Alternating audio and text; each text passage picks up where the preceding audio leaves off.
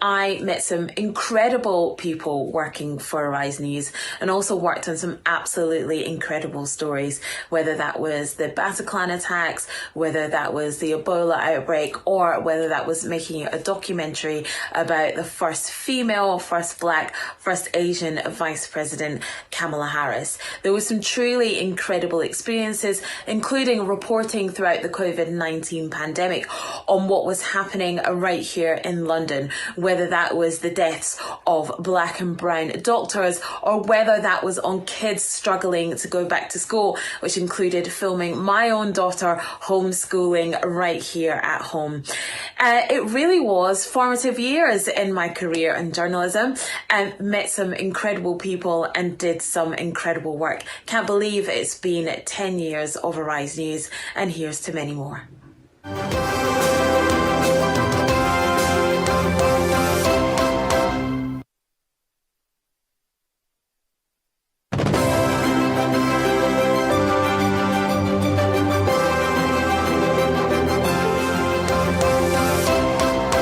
What an amazing decade it's been. I think for me, what makes it even so exciting is that it's been built on the blocks of telling not just African stories, but authentic African stories that resonate with you as an African at home. I think having been at the forefront of telling some of those big stories from the south side of the continent for me has not only been enriching for me as a journalist, but it's also been a moment where you're able to take the story to the people. I think for me, the Oscar Pistorius trial, bringing it blow by blow to our viewers on the platform, has been one of those big moments for me as a journalist here on Arise. And we say, here's to many more 10 years. Happy birthday.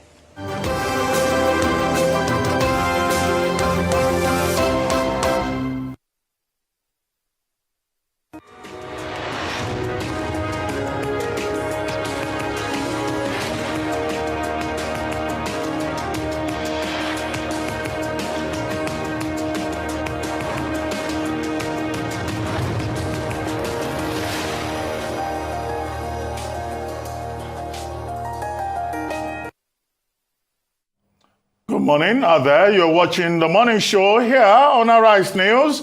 I'm Ruben Abati, and happy Valentine's Day. And I see how you are the most compliant person. Fully compliant. Good morning. Good morning. Where's your red tie? Okay. It has a touch of it. It's peach. We'll take it. I can't see red, but peach, certainly. But we'll take it. Okay. You want to become the new color lecturer? Fuchsia. Is this picture fuchsia? Anyway. Okay. Ayo?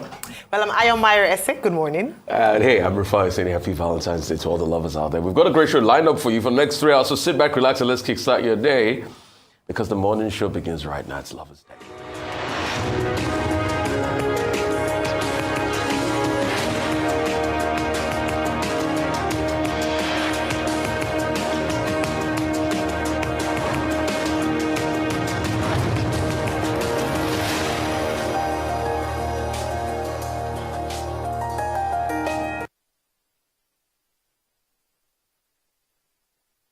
Lagos State Ministry of Education has ordered the closure of Christian School, Okpebi Ikeja, following the reported death of Whitney Adeniran, a student of the school. The state government also ordered a coroner's inquest to ascertain the cause of death of the 12-year-old student of Christian School who died last Thursday. A statement from the Public Affairs Unit of the State's Ministry of Justice stated that the Attorney General and Commissioner for Justice, Mr. Muyosore Unigbanjo SAN, gave the directive on Monday, noting that a thorough investigation will be carried out to ascertain the cause of death. Meanwhile, controversy is trailing the circumstances surrounding the death of Whitney, whose demise occurred during the school's sporting competition last Thursday. This followed claims by some of the students that 12-year-old Whitney was electrocuted, contrary to claims by the management of Christland International High School that she slumped in the full glare of other students and not under any hidden circumstances. Joining us later on this show for an in-depth analysis of the incident is Taiwo Akinlami, a lawyer, UNICEF consultant, and child rights advocate. Moving things along, we shall be engaging Prince Mustafa Audu, spokesperson for the APC-PCC North Central Council and leader, Progressives Youth Movement. He will be telling us the preparedness of the ruling APC ahead of the 2023 elections in Nigeria and why Bola Ahmed Tinubu should become the next president of Nigeria. Let's catch up on news making headlines across the globe. Michael Wilson gives us an update on global business outlook, while Rod Zadiri will update us on Africa business activities across the continent. We'll also review today's newspaper authorized news analyst Emmanuel Lefene. Malaji Okwe will fill us in on what's trending around the world. It's going to be all that and a whole lot more today on The Morning Show.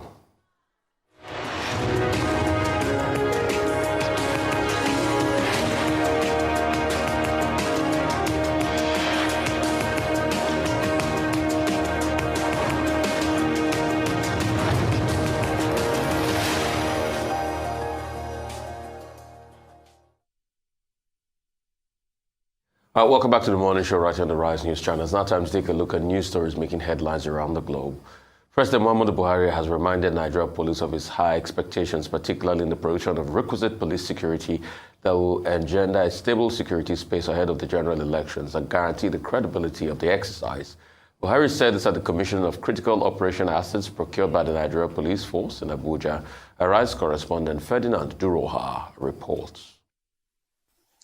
In spite of the fact that he has just about 4 months to go, President Muhammadu Buhari has commissioned a wide range of operational assets acquired by the Nigeria Police Force for strategic and tactical operational deployments, particularly in light of the upcoming 2023 general elections.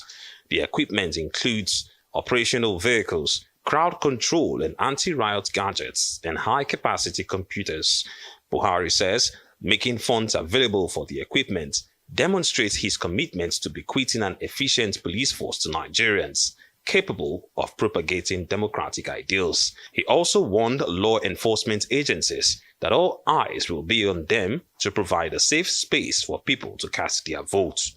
My pledge to bequeath to the nation a democratic culture in which the police will not only be apolitical and impartial during the 2023 general election, but in which the process will be peaceful and secure, and the outcome truly reflective of the free will of the citizens.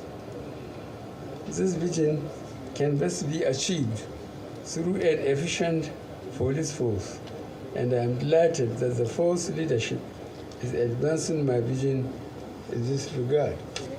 Immediately after the commissioning, the Inspector General of Police convened a meeting with strategic police managers.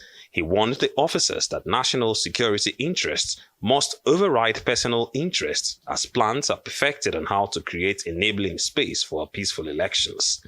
There are concerns that the current internal security realities in the country could impact on the peaceful electoral process and the credibility of the outcome of the 2023 general elections. In view of this, I charge you all to make concerted efforts towards stabilizing the internal security order and creating an enabling space for the peaceful conduct of the general election.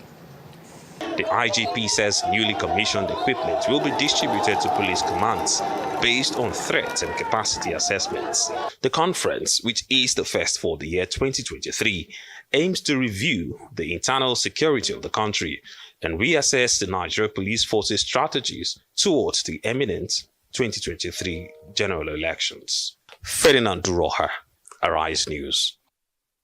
All right, a lot to chat about this morning, are you? Yes, 11 days to the 25th of February 2023, the presidential and, the National Assembly elections taking place on that day. Very critical. And indeed, of course, we must also remember the 11th of March, which is the gubernatorial and the State House of Assemblies. Anyways, it's election season. And one of the state actors that play a very critical role in election or during elections is the Nigerian Police Force. Here, the president was launching or commissioning some of the armors. They included the equipment for crowd control, including arms, ammunition, tear gas, tasers, stun guns, pepper sprays, bulletproof vests. You see the patrol vehicles there as well, a repertoire of cars.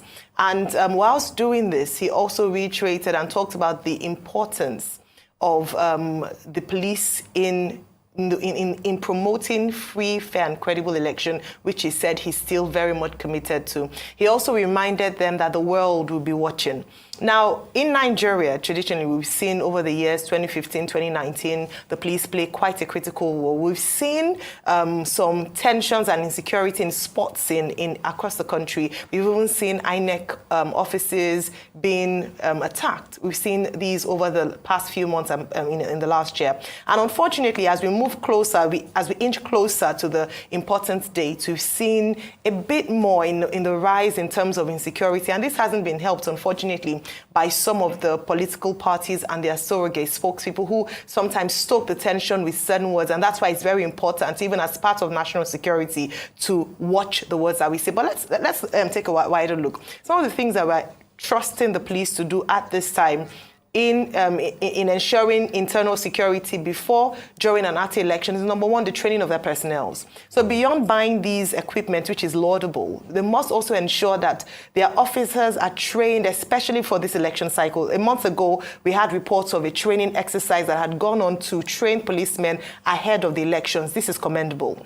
This must continue to be reiterated so that police officers are trained on how to control crowd without the incident of loss of lives. We saw what happened, I believe it was in Abeokuta the other day with the young man being shot. Also must be taught how to be neutral. Policemen must be apolitical during election season. They must not be seen to be biased towards any party at all. They must be free, they must be fair at every point. Also, a recommendation in terms of the police force is to map out areas where there are already insecurity or tensions or risks of insecurity. INEC had talked about the electoral monitoring tool they were going to use to target areas that had incidents like this. The police should work with INEC to ensure this. What Nigerians want to see is that it is safe for people to go out there to exercise their civic duties, and the police, commending this launching of the equipment, but very importantly, we must see the police to be on board and apolitical. So about you? Now, it should be recalled that last year, October 2022, President Muhammadu Buhari attended a 3-day retreat organized by the Nigerian police in Owerri. And at that event, his speech focused on the fact that they would like to bequeath, after his tenure, to Nigeria, a police that is technology-driven, that is well-equipped, and he gave the police the charge that what he expected from them was professionalism. But in terms of equipment, going into an election year, he, as president of Nigeria, would do whatever was possible to make the equipment available. So, the event that happened yesterday at the Louis Edet House, Force Headquarters, with a parade of what the police described as critical assets for policing the 2023 election, would seem to be a confirmation, a fulfillment of the promise made by the president in Owerri in October 2022. And I think that that is noteworthy.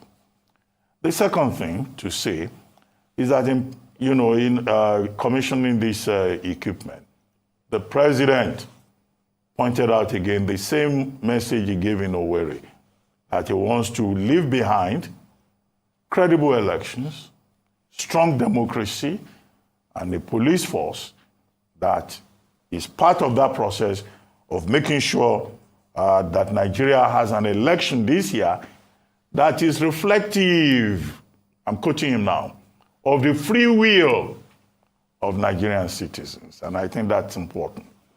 Now, before now, along this line, the same president had set up a transition committee. He had also signed Executive Order number 14 of 2023 to provide a legal framework for the elections. What he has done again by equipping the police is a further confirmation of his express commitment to making sure that this election takes place and that it is peaceful and that it is fair and credible, as opposed to protestations to the contrary, to expectations to the contrary by certain elements within the political space. So consistently, the president continues to send that strong signal of his commitment. Now, his charge yesterday was not just to the police who were receiving the equipment, or critical assets, as they call them, but also to all service chiefs to ensure that they do well in this election. Well, that must be placed against the background that there is a body called the Interconsultative Agency Committee on Election Security that includes all the security agencies. I've been very critical of that interconsultative agency in terms of what they've been able to do. Attacks on INEC offices, attacks on political rallies. So what are they doing? Because the job of the security agencies is before, during, and after. Now, they've been given equipment, the police. Training is important so that they will use the equipment properly and deploy them properly. 2, training is not just physical training, it must also be psychological. We don't want a situation where policemen will start stealing tires of brand new cars. We'll be swapping the parts with their own mechanics. We'll be mismanaging the resources of the state. And that this equipment, this critical assets, will be deployed for the purpose for which they have been procured. We also hope and we also expect that the assets will be used for the benefit of the Nigerian people, not against the Nigerian people. When the president says he wants credible election, he does not mean turn these assets into an attack on the same people whose free will all the security agencies are expected to protect. Finally, the president was praising Usman Baba, the Inspector General of Police, for having helped to promote the police reform agenda of his administration, where the president probably knows something that we don't know. But I don't see how Usman Baba, as Inspector General of Police, has promoted any police reform. Instead, under his watch, the police have not learned their lessons. In fact, the performance of the police has been worse than at any other time in contemporary history. Okay, so 3 things. Number 1 will be assessment of the situation and the needs, sort of like a needs assessment before the election. What are the needs of the security agencies prior to the elections? Number 1 will be good remuneration, a good insurance scheme, and also equipment. That's the 3rd layer of it. And also welfare package. Has the welfare package be adequately dealt with? Because you see, like I say, culture will eat strategy for breakfast. You can't just provide only equipment without thinking of the welfare package, remuneration, and support to the police officers. And you expect them to act right on election day.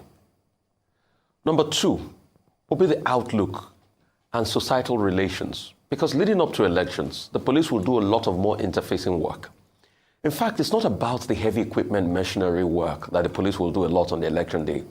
It will be community relations, community support, community assessment. And how the police can build that will be the police, 1, using its soft power, 2, building trust. And how can it build trust? To be able to nip crimes in the bud.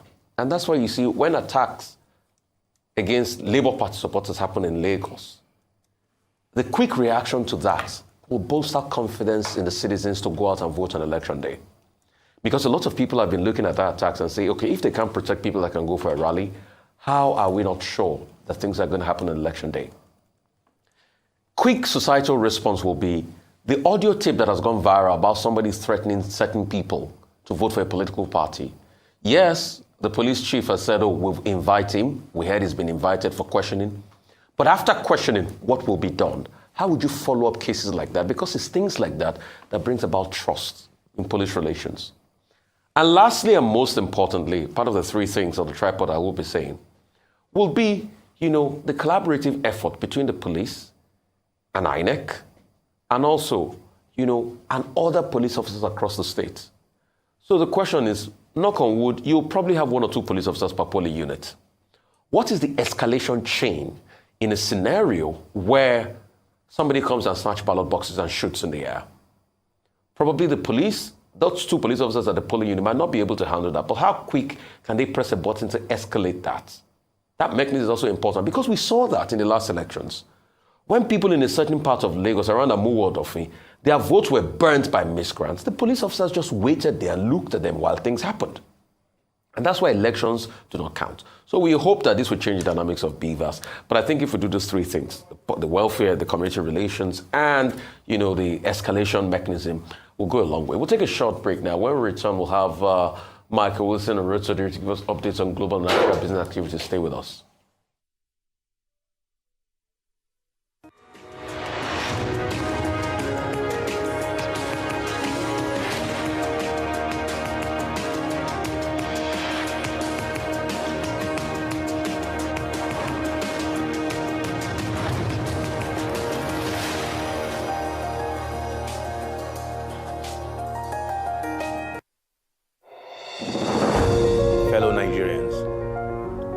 Best hopes for Nigeria are achievable. By every measure, Nigeria can be a better, stronger country. We can be a nation at peace, a place of shared prosperity where everybody is somebody and equal justice under the law is enjoyed by all our citizens. In a few weeks, our country will go to the polls to elect political leaders and a president to lead our nation for the next 4 years. This is the most consequential election of our time. And we have it in our power to make the choice that allows us to achieve the grand possibilities of what Nigeria can be. Our path to greatness lies in recognizing the abiding truth that in a time of promise and peril such as this, the best thing we can do for Nigeria is to elect a leader with an established track record of achievement who has proven time and again his ability to triumph through adversity and succeed against the odds. In this election, that man is Asiwaju Bola Ahmed Tinubu. Now let me tell you about Asiwaju. This majestic yet profoundly imperfect democracy we have today is the legacy of men and women who in the years after 1999 used the instruments of law, politics, media, and advocacy to keep this country from becoming a one-party state dominated by the personality cult of one individual. Asiwaju was at the forefront of that effort in every way. At the same time, he was governor of Lagos State, Nigeria's smallest and most populous state, a beacon attracting talent and ambition in droves. As governor, Asiwaju initiated and implemented reforms that have allowed the state to continue to develop and thrive despite its unique challenges. No candidate in this election has a better track record of identifying and elevating talented young people across every walk of life like he can. Our country's political and economic landscape is filled with men and women who have benefited from climbing the ladders of opportunity built by Asiwaju Bola Ahmed Tinubu. His campaign for president today is powered by these same people. Fellow Nigerians, our country can be better, and it will be. For that, we need a president who will deliver a new program of democracy, prosperity, and national security. We need a president who will invest in public infrastructure as part of a broader strategy to drive human capital development and create economic opportunity. We need a president whose clarity of vision is untainted by the pervasive cynicism that abounds in this historical moment.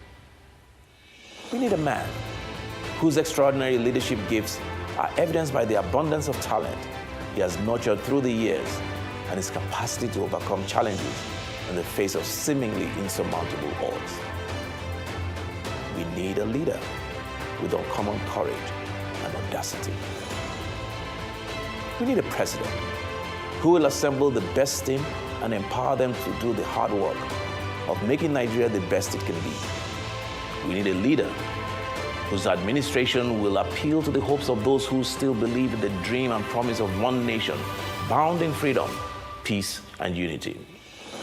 A leader who will lift our gaze from the consideration of small things to focus on pursuing and achieving grand ambitions that lift us all and save the future. Asiwaju Bola Ahmed Tinubu is the man for the moment. I have seen him through the years, connecting with people from all walks of life, bearing their burdens and paving the way, and testimonies abound in this regard. I invite you to join him on this inspired mission to build a nation where we harness the faith, optimism, and confidence of the Nigerian people to overcome all cynicism, defeat all fear, and achieve the best ambitions we have for ourselves and the country we so love. Thank you, and God bless you, and may He forever bless the Federal Republic of Nigeria.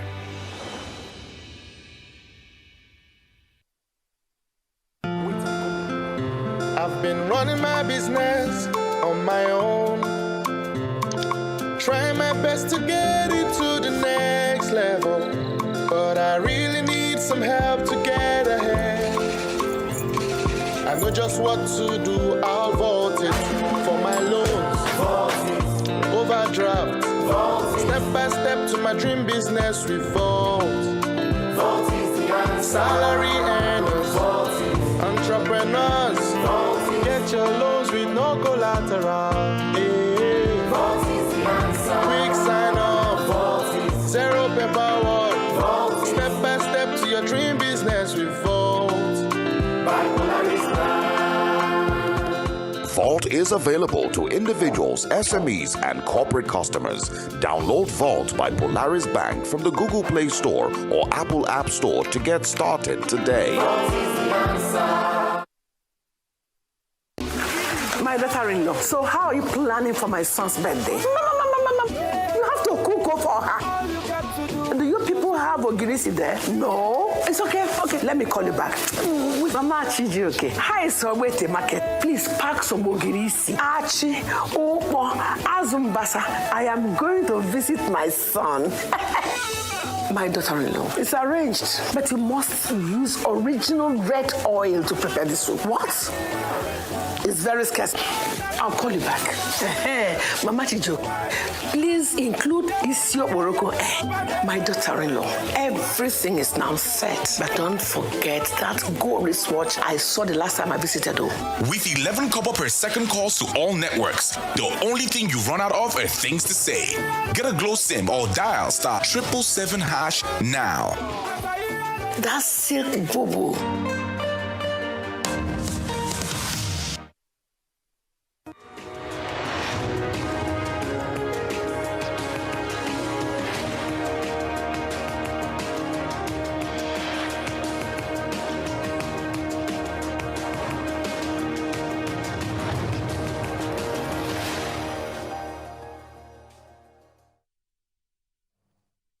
Welcome back to the morning show here on Arise News. For Global Business Update, Michael Wilson joins us now from London. Good morning, Michael.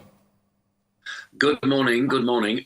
Yes, so the market's mixed in Asia Pacific, as you'd expect, if you're a regular watcher of this program, because of the US inflation figures which are out later today, and that's clearly going to be the thing that moves the markets one way or the other. But we have big news from Japan, where Kazuo Ueda, has been appointed, officially appointed, the central bank governor, the Bank of Japan governor.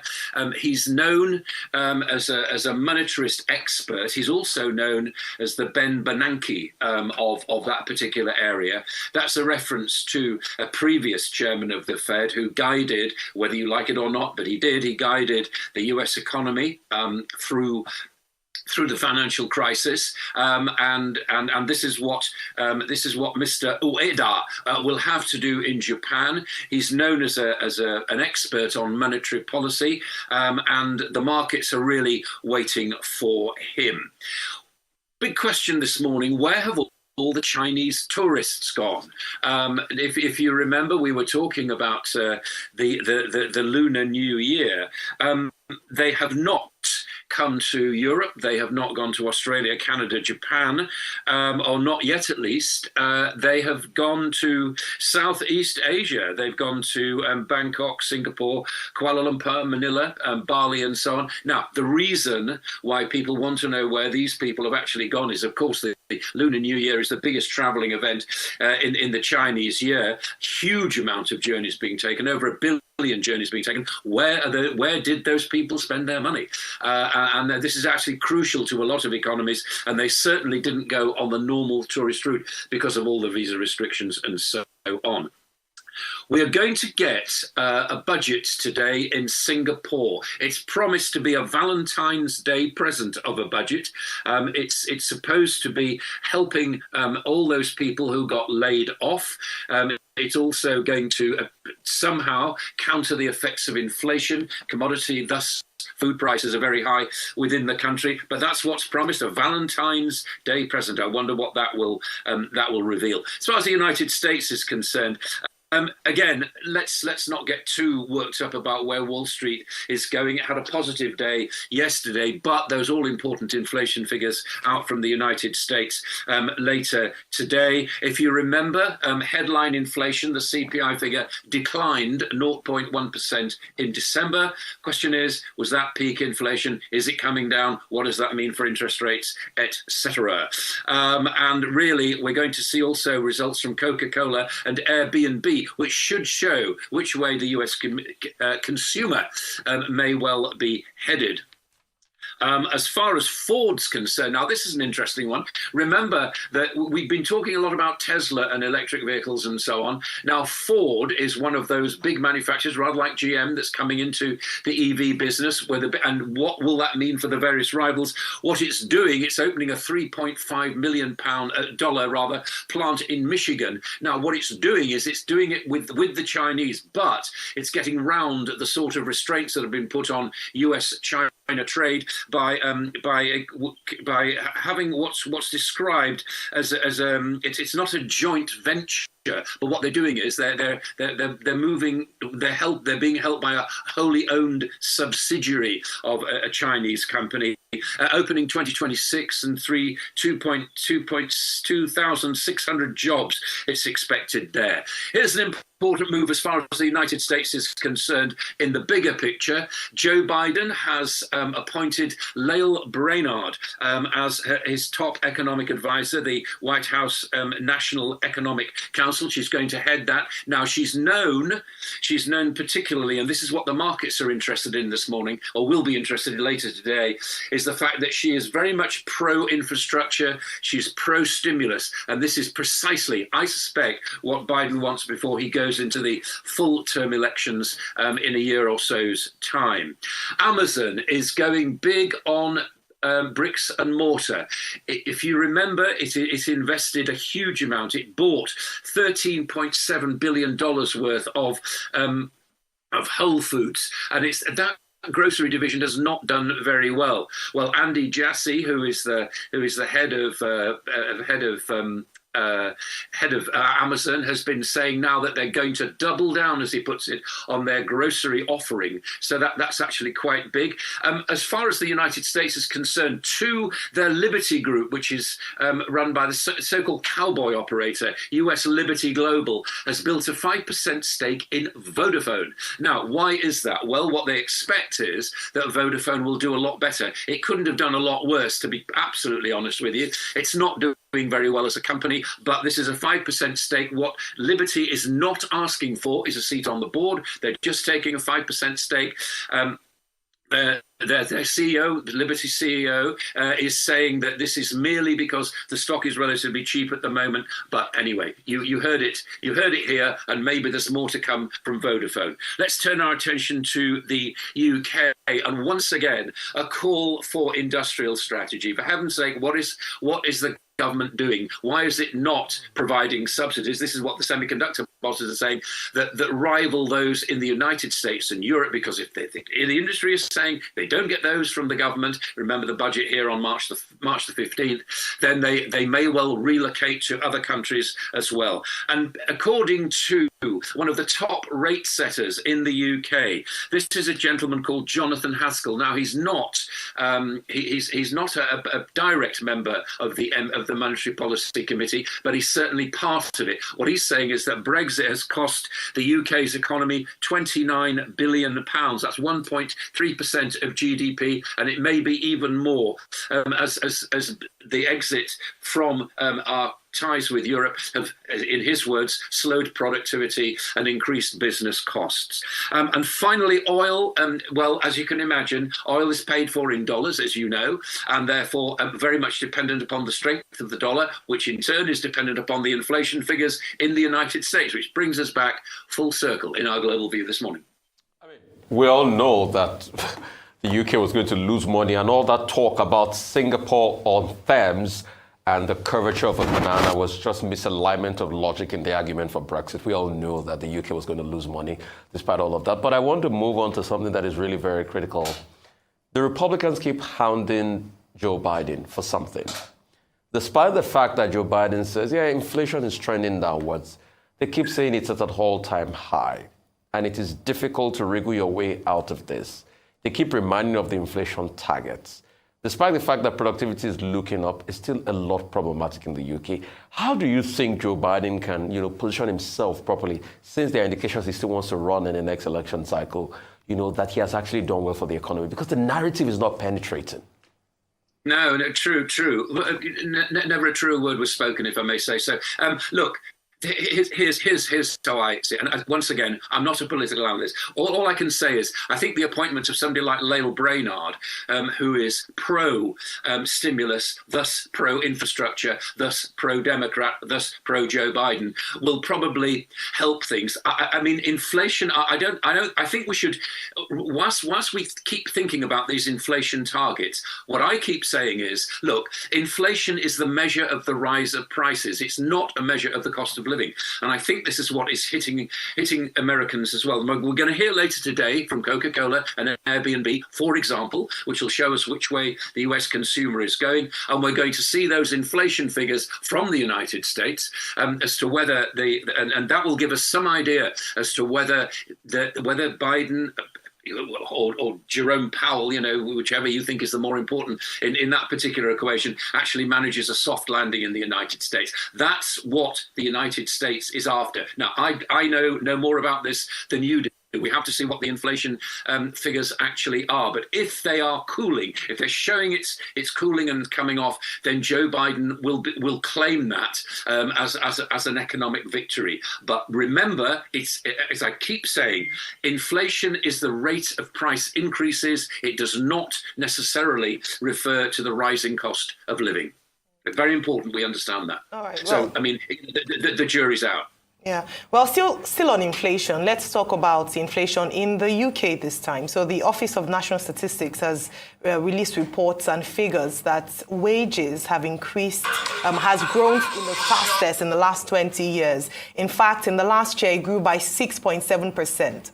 However, when adjusted with inflation rates, it is seen that wages in the UK have actually fell by 2.6%. So it's this conversation around inflation, wages, and so it means that people are actually earning less, despite the fact that their wages have seen an increase in the past few years. You know, I'd just like you to speak on that because the figures have just been released. And very quickly as well, in the UK, since you talked about Amazon in the US, just a review on Amazon in Coventry, the strikes, and the fact that they're saying that on February 28th, they're going on a strike, March 11th and March 2nd, another strike, and for another 1 week in March. And yet the bosses are saying we're not negotiating, we don't see you, we don't acknowledge you as a union. What's the way forward there? Well, let's do Amazon first of all. I mean, yes, the UK workers are announcing that kind of strike. What Amazon is doing is saying, look, they're really not addressing that right now. They will have to. There's no question about that. And I think the Staten Island thing was very, very important as far as Amazon's makeup is concerned. But what they're saying is we're going to remain agile and they're going to double down on their grocery business. That's where they want the business headlines to go. That's what they're saying. We're going to be dependent upon bricks and mortar for it instead of just online.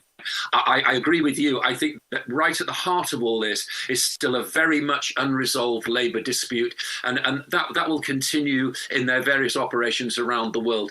The workers will feel, or the unionised workers will feel, they got off to a good start as far as the Staten Island judgment was concerned, and I suspect that Coventry will feel exactly the same kind of thing. Now, with union representation comes a cost, of course, because they have to pay to become a member of that particular union. Whether they actually do it directly or indirectly, it still costs them money.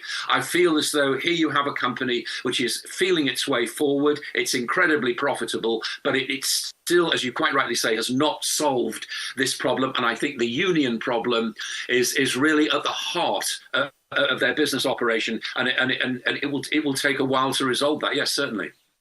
Okay, let's talk first about Ueda, the 71-year-old academic economist who has been nominated as the Bank of Japan governor from April, when the president occupied out of his leaves. The other thing, of course, is that two other persons have been appointed as nominees for the position of deputy governor. The question is, what are we likely to see? What do you think we're likely to see under Ueda? A cautious economic policy approach, or an abandonment, a movement away from the yield curve policy under his predecessor, which had been strongly criticized? So we either bring Japan, align Japan's monetary policy with the Western orthodoxy with regard to high interest rates. That's the question. The second issue is about diversity. In the 140 years of the history of the Bank of Japan, women have not been appointed to the top. This time around again, the persons that will be presented before Parliament for confirmation hearings on February 24 and February 27 is an all-male cast. And yet the Japanese government is always saying, oh, we believe in diversity, but we don't see that, those two issues. As for Lael Brainard, well, she comes to the job with great experience. She was economic advisor to Obama. She was international affairs expert also, and she worked also with the Clinton administration. She's been deputy vice chair, and now she will be top economic advisor. So, different scenario in the United States, but Japan specifically. Okay, so go to Tokyo, and I haven't been there for, 15 years or so, but it's still, whatever you think about it, I'm sure, diversity attracts all sorts of arguments and so on, but it is still a very, very much male and a very, very traditional society, a very much male-dominated society. I don't see much moving there. Whereas you contrast that with Lael Brainard, who has a considerable amount of mileage behind her and is pro-stimulus. I think what the new the Bank of Japan governor will try to do, Ueda will try to engineer. I'm pretty certain. I mean, again, who's to know what will happen? But what markets are certainly hoping for is that there will be some sort of soft landing within Japan, because it's been very Is this man supposed to be an expert as far as monetary policy is concerned? Again, as I said, he's called the Ben Bernanke of Tokyo, which is a reference to a previous strong member of the Fed who supposedly guided the economies through the economic turmoil of the financial crisis in 2008. So what I suspect is that Ueda's job is to mollify the expectation of any sharp move and gradually bring the economy to as you say, a sort of state where national banks are going right now. Now, I don't know whether he will have any direct influence on where Japan goes in the rest of the world in terms of the kind of trade that Japan wants to do. Well, on that note, we'd like to thank you very much, Michael Wilson. Thank you very much indeed. Moving on to other business stories in Nigeria this time. It is once again the season of love, with retailers in Africa's largest economy hoping to cash in on romantic purchases and outings. Unfortunately, the challenges of naira scarcity and fuel scarcity mean that sales may be lower this year compared to 2022. Arise business correspondent Rotus Odiri hit the streets of Lagos to find out more. Here is his report. And Nigerians are already dealing with how to access cash to meet their everyday needs and how to access fuel to get from point A to point B. So with that in mind, does anyone have time for the season of love? A tweet summed up the mood for Valentine's Day 2023 in Nigeria. The tweet was sent by a member of the unofficial Stingy Man's Association in Nigeria, and it said, "This year Valentine's Day will be sweet. Send funds, no network. Give me money, no cash. Sub for me," which means get me a data subscription. "Well, the bank app is under maintenance. Okay, take me out. No fuel." By the way, just to be clear, the Stingy Man Association is not actually a real association. But anyway, what is real is fuel scarcity and Naira note scarcity, which could impact how much Nigerians spend on Valentine's Day this year. It's much better news out in the West. According to a survey from the National Retail Foundation, Americans are estimated to spend $25.9 billion on Valentine's Day in 2023, up 8% from 2022, and one of the highest spending years on record. Nigerian retailers would love to get blistering sales like that. We spoke to a few of them, starting with a gift store called Party Perfect. They felt cautiously optimistic about Valentine's Day sales for 2023. With the turn of events currently, with the Naira not available and the dollar rise, and so we are expecting more sales definitely, and we do not anticipate for a depreciating sales anyways, because we believe love leads and it's the season of love, so that's the whole point. We also stopped by the recently renovated Circle Mall at Jakande in Lekki and spoke to a couple sales reps from Florence Kitties, selling everything from perfumes to teddy bears, flowers, and other Valentine's Day gifts. Their outlook, however, wasn't very optimistic. So people are not willing to let go of the cash that they have to buy our stock. So it's really bad. We're hoping for the best, and maybe things will get better with time. I know what I've made at last year compared to this year. It's really affecting us. Even to get our stock safe is a problem. To get our stock is a problem. Then when we finally get it to sell it out, oh my God, we have to talk, market our business before it's not helping us at all. It's not helping us.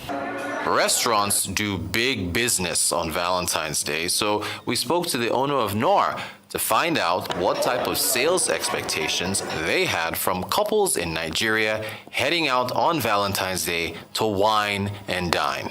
Valentine is one of the busiest nights for Noir. Every Valentine we have bookings way in advance. The place is packed. We even have queues for people to enter.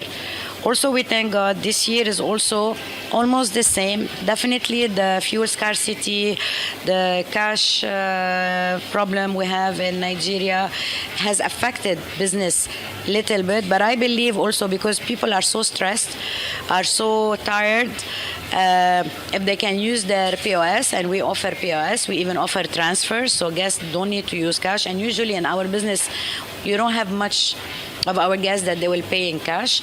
So they come, they use their POS. So the way it's showing on my reservation book, we already have 60% occupancy for that night, for today, and I believe every day we're getting inquiries, we're getting people even sending deposit to book their space, to make sure that their tables are reserved for them. Nigerians love Valentine, they love to celebrate love, and we're here to receive them. No Valentine's Day is complete without a card. Poetry, heartfelt messages, and the all-important "Would You Be My Valentine" in inscription are also part of the retail ecosystem on February the 14th. We spoke to sisters and business partners that run Hallmark at the Palms Mall in Lagos to get their take on their sales expectations for Valentine's Day 2023.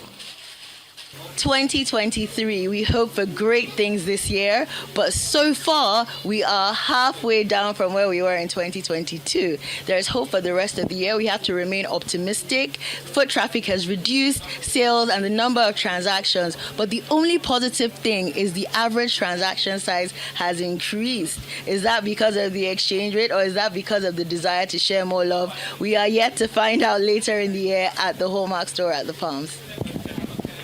Here at the Hallmark store, we are still seeing people buying cards, spreading love, despite the challenges of the transactions not going through, despite having no cash. But people are determined to spread love this year. We look forward to a great Valentine's period. Happy Valentine's Day, everyone. Okay, so those are businesses. What about the people? We spoke to Lagosians and asked them if they planned on spending more or less on Valentine's Day 2023. One cannot spend more when you have less. The situation in the country is not okay for anybody. Although we cannot fault the change of currency, our problem is that they did not make the new currency available for people. So I wonder how one can spend what it doesn't have. So as a result, I will spend less. That's the question. I will spend less. No money in the country.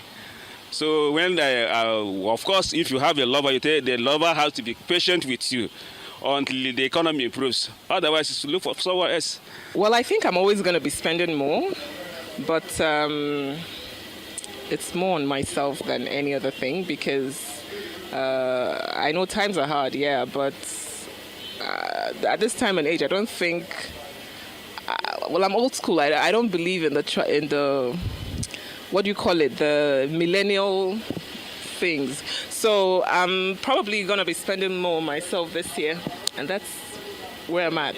I think probably less. I think because obviously there's a lot of challenges in the country today, and Valentine's Day is typically, I would say, a high spend for me because my anniversary is the day after, so it's something that we kind of spend a lot of money on. But just because of all the pressures and on the uncertainty in the country, I think we'll probably be doing less this year. I'm going to spend more, actually, yeah, with the course and everything going on now. I'm supposed to spend less, but my guy, he deserves more, actually. Yeah, so if I have it, I do have it, so I'm going to spend more for him, because if he has the opportunity to spend more for me, he's definitely going to spend more for me too. In addition to talking to people on the streets of Lagos, I also ran an online poll on my Twitter page asking my mostly Nigerian followers what the best gift for Valentine's Day 2023 is. 57% said new Naira notes. In second place, 20% said a keg of fuel. In third place, 16% said restaurant dinner for two. And 7% said flowers and chocolates. All in all, Valentine's Day 2023 is a mixed bag, with businesses more hopeful than anything that sales this year will exceed sales of last year. But the reality on the ground is that cash and fuel is king. Oh, thank you. What do you have here?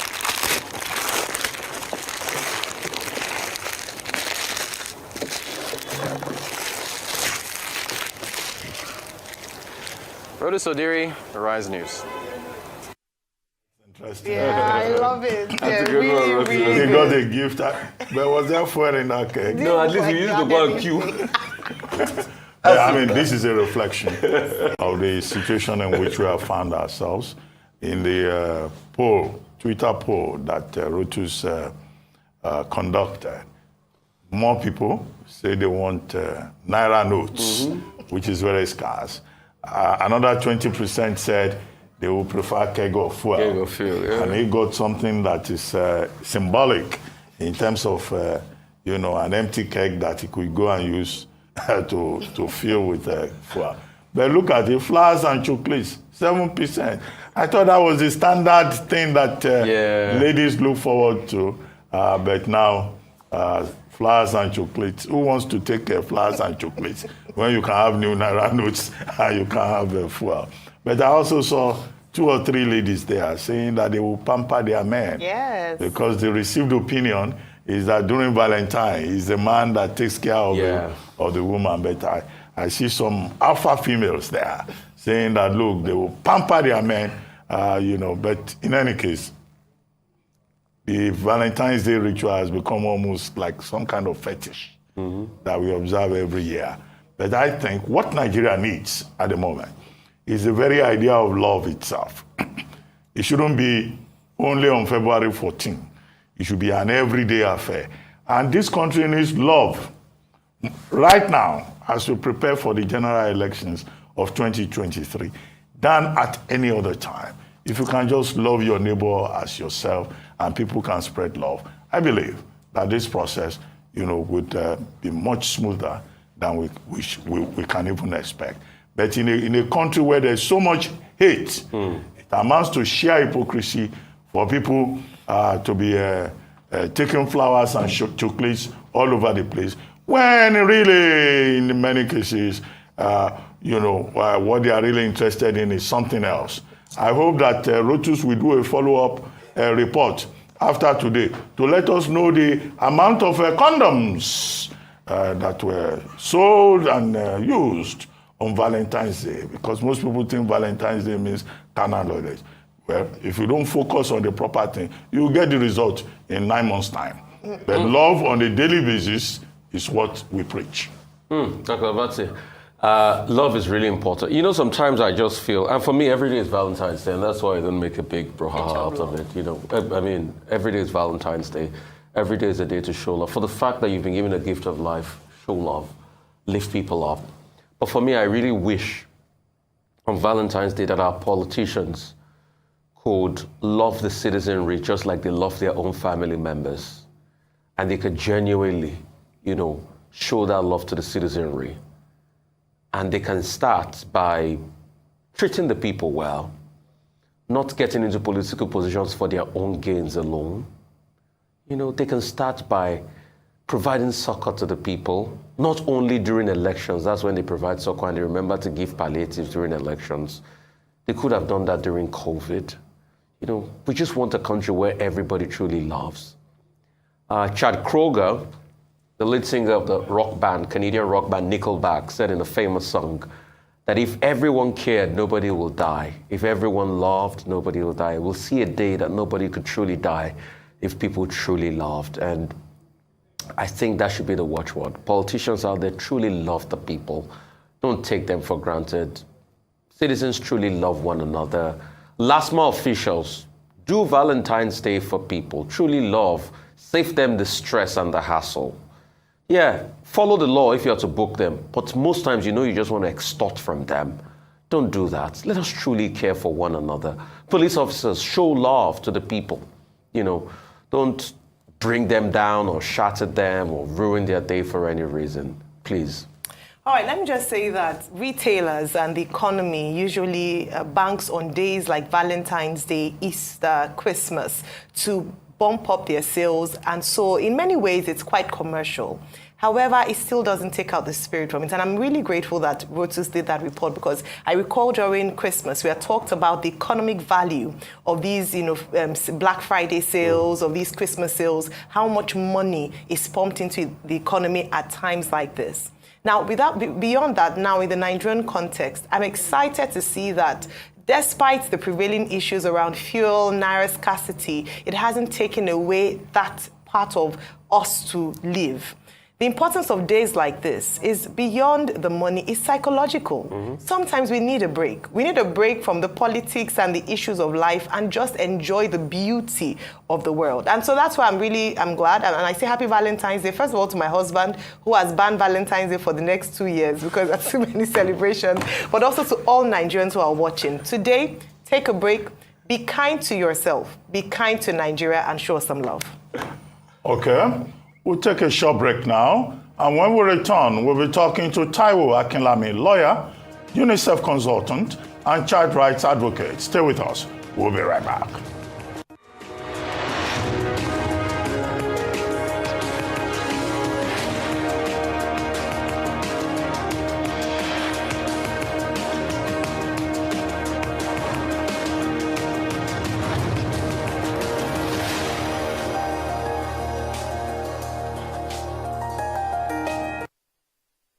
Thinking of banking in Africa? Think Zenith.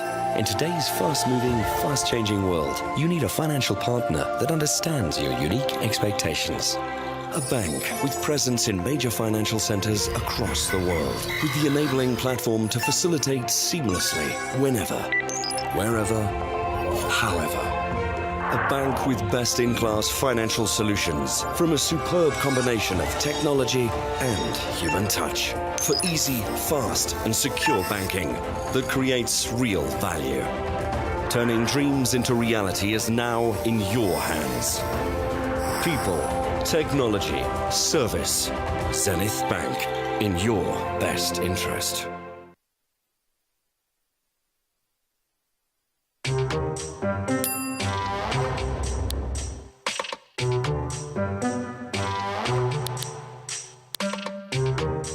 I'm about to serve better breakfast. If you're in Lagos, you need to see this.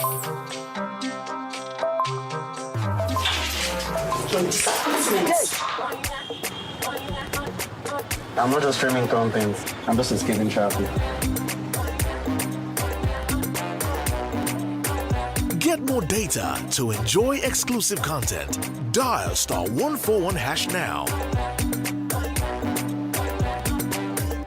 Airtel, the smartphone network.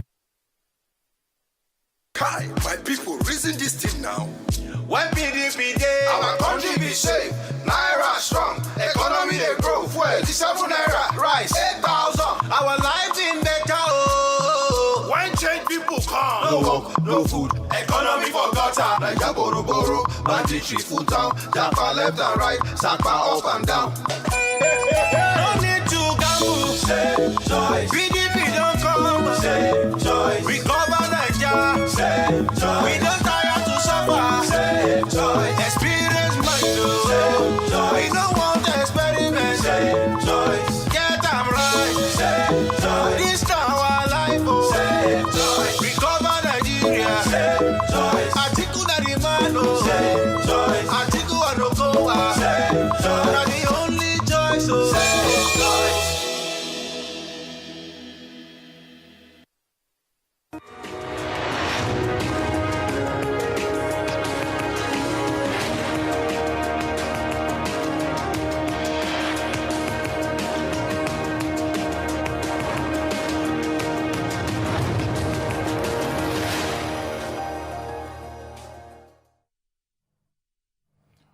Welcome back to the morning show here on Arise News. The Lagos State government has ordered a coroner's inquest into the death of a student at Christland High School, Lagos.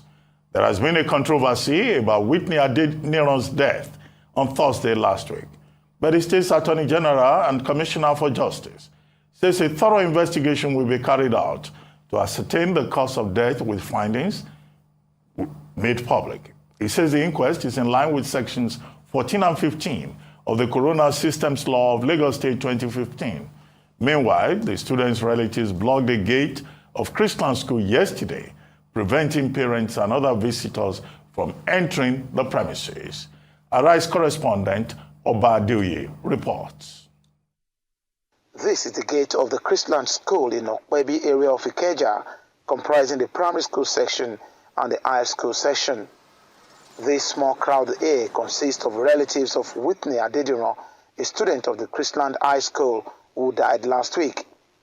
Her death is still generating controversies as parents insist the school was attempting a cover-up. According to the parent, some colleagues of the late Whitney confirmed that the girl was electrocuted by the live wire of a candy-making machine during the inter-house sport competition. But the school authorities claim that the girl slumped suddenly in public glare before giving up the ghost, a declaration that got the family furious. Please tell me what happened to my child. They are not saying anything to me. Oh. They are saying, oh, she slumped. Oh, she slumped. Oh, she slumped. How? How? Parents are calling me, oh, Mom Whitney will sympathize with you. Somebody said, oh, I learned from the school authorities she was a sickly child. I said, my child sickly? My own child sickly? That is not true. I'm not an irresponsible woman. I'm not an irresponsible parent. Me and my husband, we place our children as priority. If my child complained of even a slight headache, she would never have gone to that school that day. She would not have gone.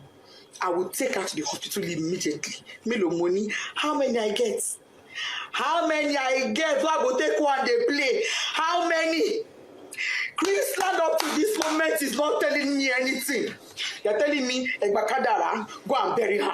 Bakadara, how do I accept Kadara that my first fruit, my 12-year-old, is late, is dead, out of carelessness? There was no ambulance. There was no medical doctor on ground. There was no trained personnel. Why was she drenched in water? Who poured water on her? What happened? Nobody is telling me anything. They're protecting their school integrity. I'm seeing some comments that is breaking my heart, but I will not curse you. I will pray for you, and I will say, the pain I'm going through, may you never experience it. This pain I'm going through, may you never. I don't have an enemy in this world, but I will not wish on my worst enemy. I pray no mother has to go through what I'm going through. IGO police, if you are a father, come to my rescue. Last suit, my daughter's body is in your mortuary. Chrisland, what happened to Desola Adeniran? You people will answer me, no matter what it takes. If it takes my last blood, you will answer me. You will tell me what happened to my daughter. If it is the last night before I die, you will tell me what happened to Desola. You will tell me what happened to my daughter. All this your story of she slumped is a lie. I don't agree. However, the Lagos State government on Sunday directed that the school be shut for investigations. But on Monday morning, some parents and pupils were sighted on the school premises, a situation that got these relatives very angry. There are students inside the school, parents are coming to drop their children, and parents are going out. Activities are ongoing already in this school. Even if the parent the state government never asked them to shut down, couldn't they have shut down for courtesy purpose or whatever? So, are they not being patriotic? What are they telling you? Because I met you at the gate. They told us that the school is having some meeting with the Ministry of Education, and I doubt if that is true, because there is no how Ministry of Education will walk into that school to have a meeting without his or her entourage. I saw the pupils. If you can go, their window, the school windows, classroom windows are open, and classes are ongoing. However, the Arise News crew found out that the government only directed the high school section to be shut, while the primary school is free to continue academic activities. But the aggrieved relatives think that all activities should have been suspended by the management in order to honor their late pupil. As long as it have to do with Chrisland, whether primary school or secondary school, is Chrisland. All Chrisland schools supposed to shut down. They're supposed to shut down, at least to respect this girl. At least just to respect this girl. I think it's the right time for us to stand up for justice, because this is getting out of hand. Why is everybody would just come, people will just be doing anyhow to people, and they will just go free without doing anything? It's bad. Meanwhile, investigation continues in order to unravel circumstances of the death of the 12-year-old. Oba Adeoye, Arise News, Lagos. Joining us now is Taiwo Akinlami, a lawyer, UNICEF consultant, and child rights advocate. Good morning, Taiwo Akinlami, and thank you very much for joining us. Good morning, Dr. Abati, for having me. Good morning, Rufai, and good morning, Ms. Ayo. Thank you very much indeed. Well, I mean, you must have listened to that report by Oba Adeoye, and I'm sure you've been following this. You've been following the story as a child rights advocate. What's your, observation about what has transpired so far, from the school to the sports stadium and the agony of the parents? First, let me commiserate with the parents of Whitney, who, after raising their children for 12 solid years, lost her under circumstances that are still under keen investigation. I had my first child at the age of 52.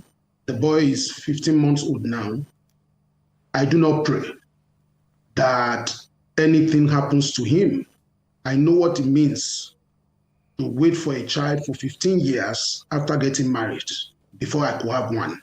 So I understand it perfectly. And so it's sad what is going on right now. And I commiserate as a father and as an advocate, as a lawyer, and as someone who has consulted within the school system far and wide in the last 23 years. I commiserate with the parents. I empathize with everyone who is involved, every other stakeholder. I want to believe right now, nobody is happy with what is going on. Now, having said that, I think there are three ways we need to look at what is on ground. I have followed events since Thursday, the 9th of February, when this unfortunate incident occurred. And there are three fundamental things I think we need to look at very quickly. Number one, the circumstances of death. Number two, the claim of the parents, the claim of the school, vis-a-vis the outcry in the public. Number three, the reaction of government in the circumstance. Now, I want to quickly draw a distinction between the response of government in Sylvester Oromoni's case. Sylvester Oromoni's case is the Lagos State government's last march in responding to matters like this, when a child allegedly was bullied to death in Dowen College, Lagos. Now, in that case, Sylvester Oromoni was allegedly bullied to death. He died on the 30th of November. There was a public outcry for justice. There was silence of the graveyard from the Lagos State government, both from the Ministry of Justice and the Ministry of Education. No response. The law firm of Femi Falana and Falana & Co. wrote a petition to the Lagos State government on the 6th of December, asking that a coroner inquiry be carried out. Before the Lagos State government responded to that coroner inquiry, everyone who was arrested, everybody was questioned, was declared to be free and not guilty, have no question to answer. The outcry increased. And so finally, the government announced in December 2021 that a coroner inquiry will begin to sit. So in January 2022, in January 2022, the coroner inquiry began to sit, which has not finished sitting till today. But in this case, the death of Whitney was reported on the 9th, and by yesterday, the Lagos State government, I think learning from what happened in the case of Sylvester Oromoni, quickly ordered a coroner inquiry under Section 14 and Section 15 on the Coroner's Systems Law of Lagos State. So I think what is the responsibility of the coroner inquiry? To look into two major things. Number one, the cause of death, which is going to be ascertained by an autopsy. Second, circumstances of death, which is going to be ascertained by taking evidence from everyone, every stakeholder who was at the scene of the occurrence. So I think that as it is right now, the parents have made claims, and those claims are justifiable. My heart breaks, when I listen to the mom. The school has also made some assertions. Where I park in this matter as of today is to say, let's give room to the inquiry, the coroner inquiry. Let's allow the coroner inquiry to have its course. Let us listen. Let us, every member of the public who is interested in what has happened right now, let us ensure that the coroner inquiry sits. Let us ensure that the autopsy takes place. And let us ensure that the coroner inquiry sits to look into the circumstances of death. That is where I park right now. All right. Okay, thank you, Mr. Akinlami, for breaking it down for us in that way. Whilst you were speaking, you talked about the fact that you'd consulted with schools in Lagos State as well. And that's quite important because you've drawn some similarities and differences between the Sylvester Oromoni case and now the Whitney Adeniran case. But the question I'd like to ask you is this.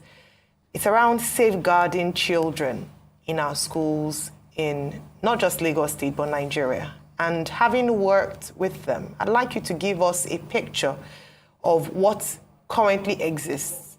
First of all, the laws or the regulations by the government of the state. And then the second, the responses of schools and how well schools safeguard children in their care. Well, let me start by saying that in Nigeria and in Lagos State, there's a lot of publicity about protection of children. But that publicity, and I don't want to call it noise, it may sound insulting. That publicity, that public, what is in the public domain is not commensurate with what happens in real time. And I will give you a quick analysis. In 2016, we advocated, and I was opportune to be invited by the Lagos State government to join other consultants to draw up a child protection policy, child safeguarding policy for the entire Lagos State. That is in 2016. Now, the linchpin of that particular policy is that it was signed into law as an executive order by the then governor of Lagos State, Governor Ambode. It was signed into law. Now, so that law was in pursuant, that policy was in pursuant to the Child Rights Law of Lagos State 2015 as amended, which gives the Lagos State the responsibility to promulgate policies in pursuant to that law to ensure that children are protected everywhere they are gathered in Lagos. Now, that was 2016. So today the question is, how many schools in Lagos State, particularly government school, because those who come to Ekiti must come with clean hands. Leadership must be by example. How many Lagos State government schools today, and I stand to be corrected, I want to debate the Commissioner of Education of Lagos State on this matter. How many public schools in Lagos State has a working child protection system in place? When we're talking about child protection system codified into a policy, broken down into processes on which everybody is trained periodically. And that policy is amended biannually. How many schools had it? I'm not aware, as of today, of any public school in Lagos State that has achieved that. I'm not aware of one, not one. And I'm saying it on national TV, I want to be debated. So that's number one. Number two is that in private schools, the Lagos State government has promulgated an executive order. What is the effort in place? Is government not supposed to be in continuum what is in place to ensure that that executive order that is promulgated is enforced. Laws are not supposed to be put in place for the purpose of political expediency. They are supposed to be put in place for the purpose of implementation. As of today, I tell you, ladies and gentlemen, that that law that was promulgated, that executive order, I was also co-opted into the committee that will see to the implementation of that executive order. The only meeting we have had in 2017 January, and in that meeting I asked the question, what is the budget for the implementation of this policy? We could not be told. I can tell you today, two agencies of government have been in the forefront of pushing that policy. That is Domestic and Sexual Violence Response Team or Response Agency, and the Quality Assurance, the Lagos State Directorate of Public Quality Assurance. They've been in the forefront of proving that. But the line ministry in charge of protection of children in Lagos State today is the Ministry of Youth and Social Development under the Child Rights Law of Lagos State. What is the effort of that ministry in seeing to the fact that our children are protected? The challenge today is that we live in a state, and I'm talking about Nigeria, where children's rights and protection of children is in the far, far border and recess of public interest. I tell you, in 2010, when this government came to power, in 2010, in 2010, the number of children that were out of school was 10 million, 10.5. In 2015, when this government came to power, in 2015, it was 10 million. In 2015, it was 10 million. By the time this government was doing second term, it was 13.5 million. By today, according to UNESCO, not our Akilami's library, we have 20.5 million children out of school. And those who are in school, in public glare, they are being kidnapped by the day, kidnapped by the night, being hounded. Children are walking in school looking off their shoulders. They don't know what is going to happen. And so that is the situation in which we are dealing with. Situations like this should make us to cry out for justice. But I think justice is citing on three stands. Number one, justice for the dead. Number two, justice for every stakeholder involved in this matter. Number three, justice for the members of the public who the government swore to protect their children in terms of welfare and security. Thank you. So, good to see you again, and Happy New Year to you. But Thank you very much, and trust baby is doing well. He's doing well. Concerning things like this, the refrain will be culture will eat strategy for breakfast. So it will happen again because of all the things you've said. And I think when we have conversations, the cardinal point should be, how can we stop this from happening again? Look at Sylvester Oromoni's case. Before Sylvester Oromoni's case, we had the case of the Deeper Life High School. If we go back in time, we've had too many cases. It's just that this came on the front burner, it was trending on social media. There are so many that happen that we don't even get to hear about, that doesn't trend. So how can we really stop this from happening again? Because it will happen again, and that's a sad reality. I remember we called you to speak about the Dowen case, if I'm not mistaken. Yes, you did. Why are we calling you here again? Well, in the state of nature, Thomas Hobbes says, life was brutish, nasty, and short. So the inhabitants of the state of nature were looking for a way forward. And that led to the whole idea of early, social scientists talking about the advent of the state, advent of government, the whole idea about social contract, the need for children to be protected, the need for citizenry to be protected, the need for us not to allow jungle justice, and all of that.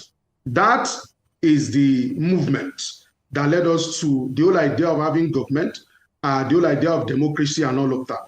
But I must tell you that when things like this happen, I look at it from two ways. Number one, the circumstances of death traceable to the immediate institution or persons involved, which again must be subject to judicial process because the mob has no conscience. That's the truth.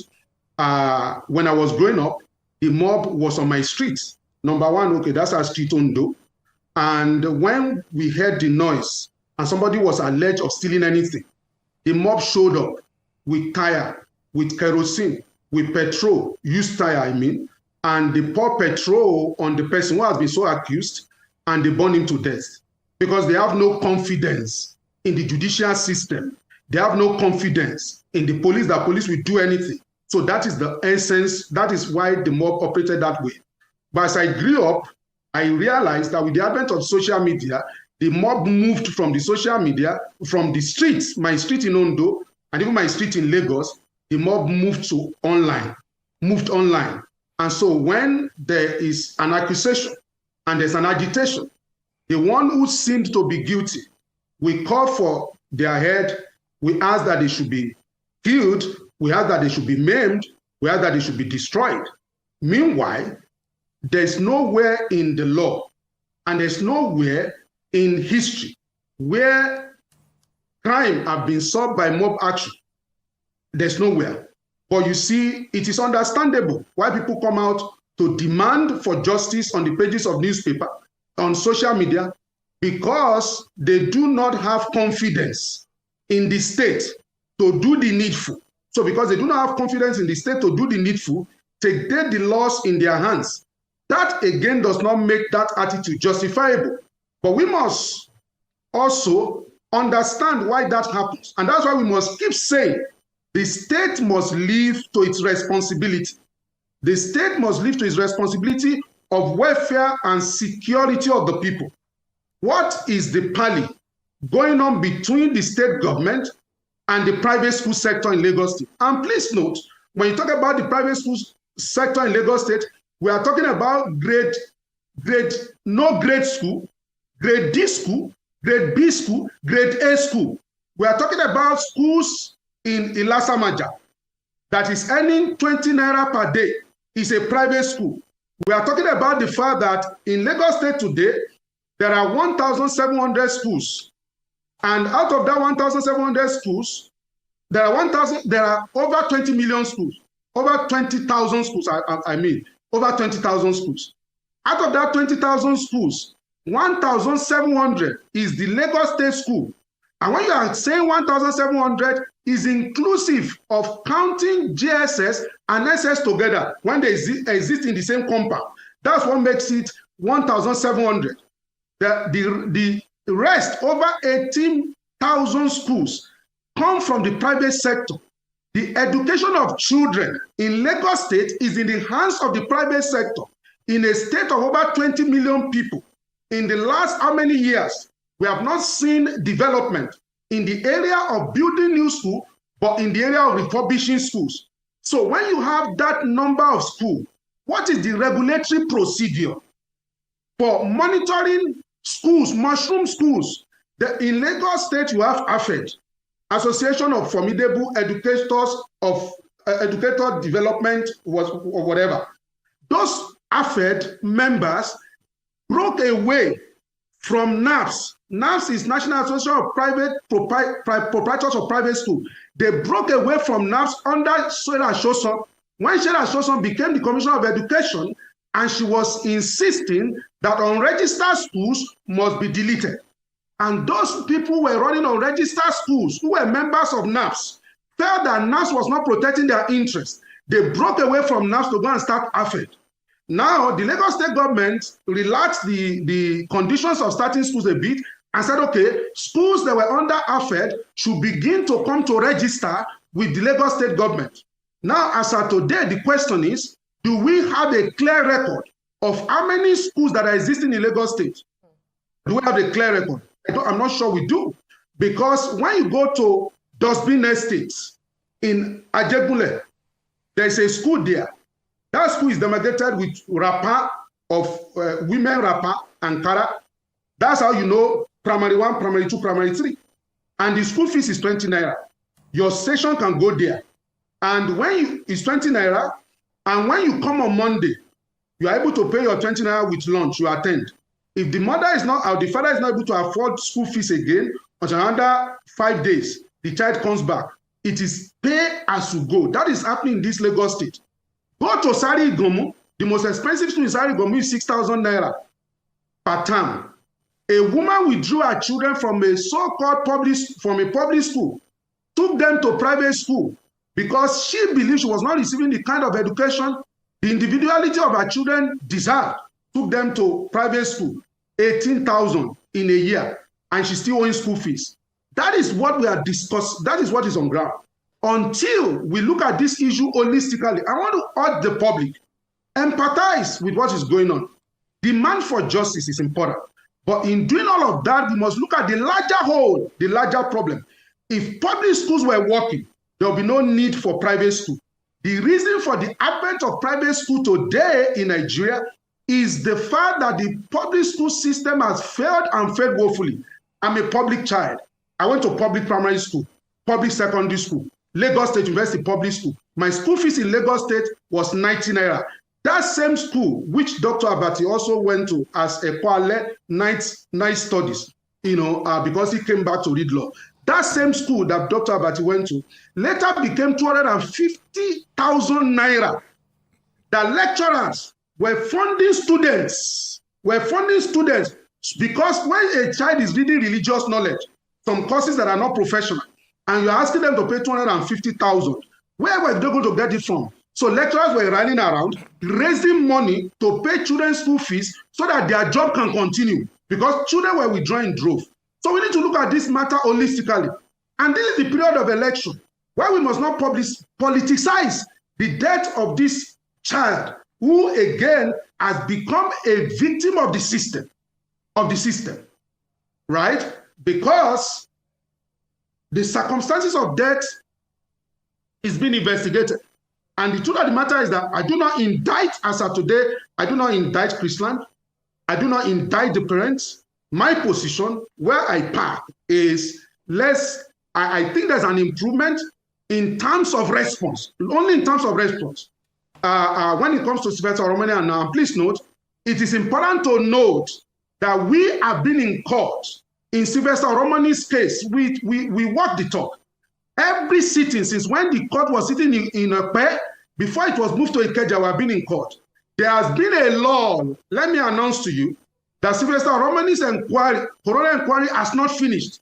Since January 2022, the case again has been adjourned to March. We still spoke to the registrar this morning. The case has been adjourned to March because they say why? Because of electioneering processes. The school has since continued to run.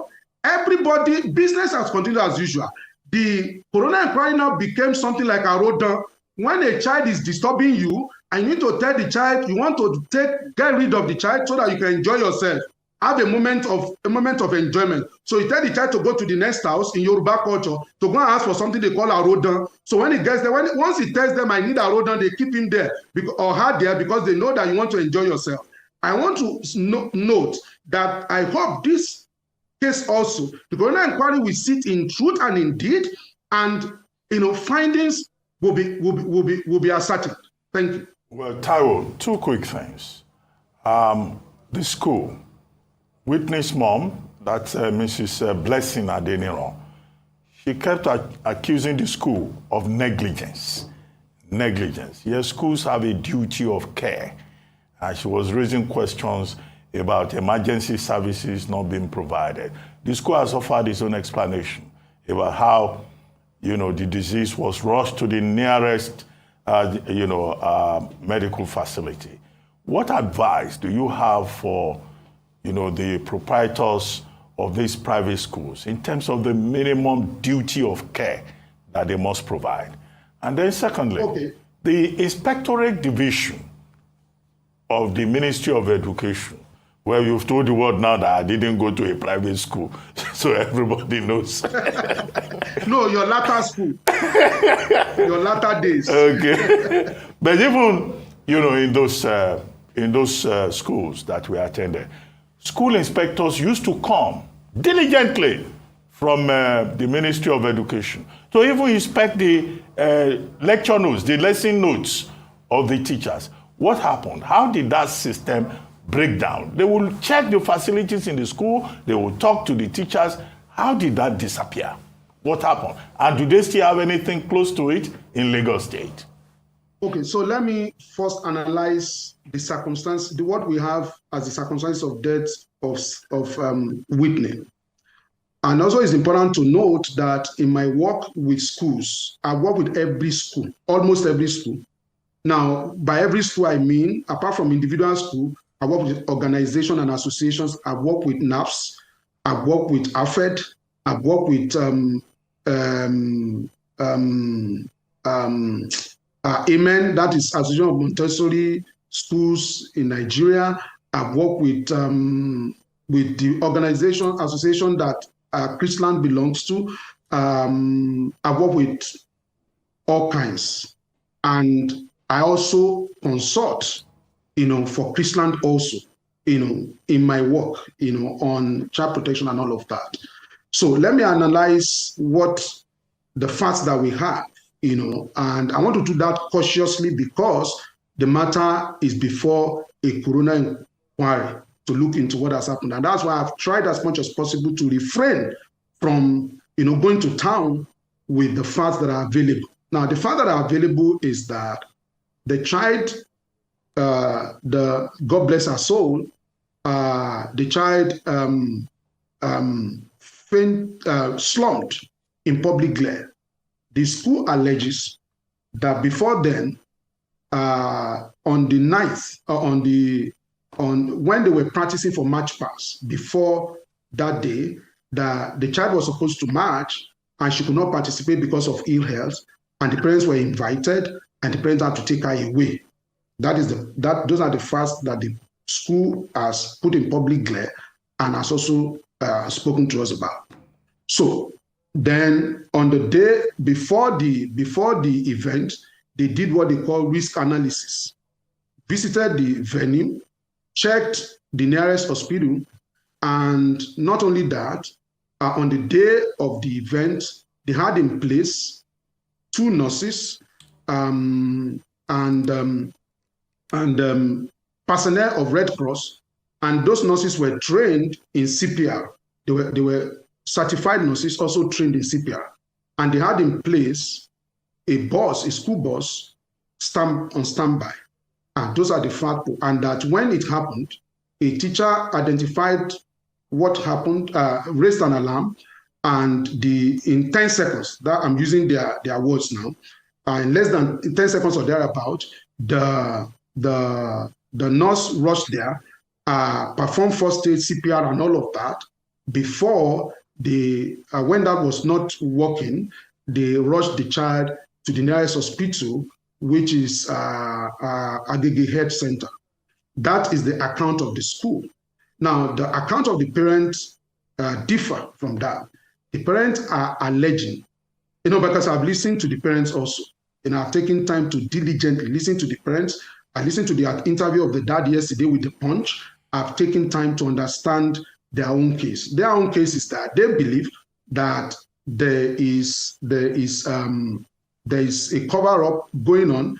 They believe that the child, died immediately, according to the dad in the interview I listened to yesterday, though the mom said that they do not know what happened to the child immediately and all of that. So ultimately, the parents are saying that in view of the fact that there was no ambulance, in view of the fact that they could not ascertain what happened to the child immediately, so that something has gone wrong.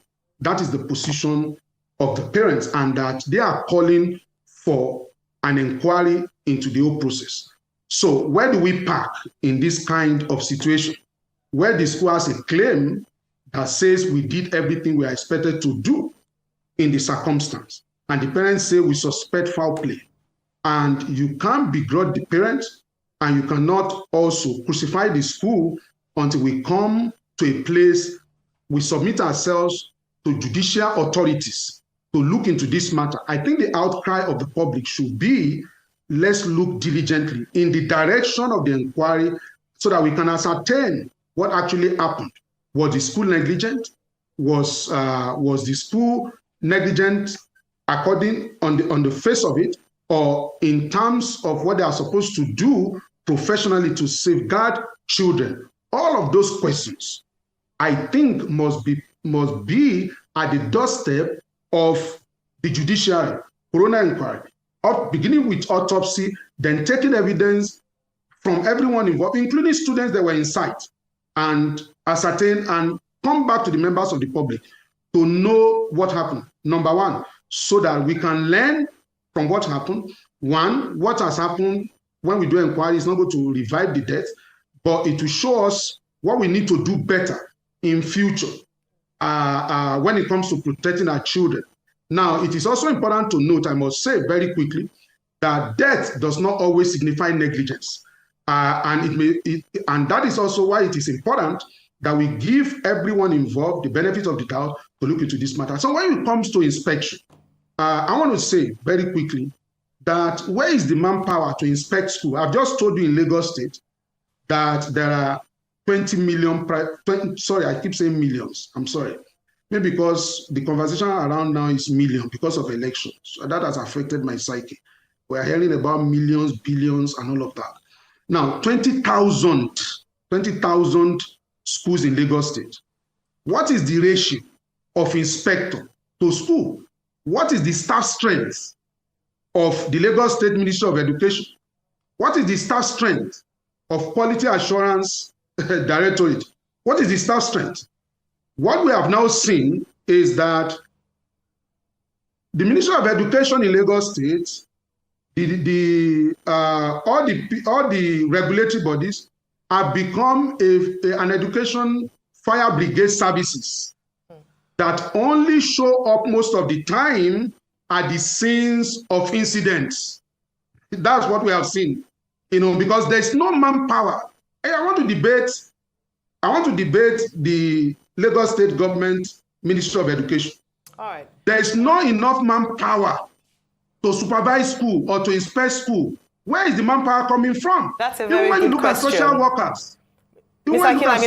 workers, that's a very good question that we must continue to ask in terms of holding the government to account, especially with regards to safeguarding our children and child protection, not just in Lagos, but across Nigeria. Thank you very much for your time this morning. Taiwo Akinlami, lawyer, child rights advocate, and UNICEF consultant. It's time now for a short break on the morning show. When we return, we'll have Arise News analyst Emmanuel Efeni join us to review top stories in today's newspapers. Stay with us.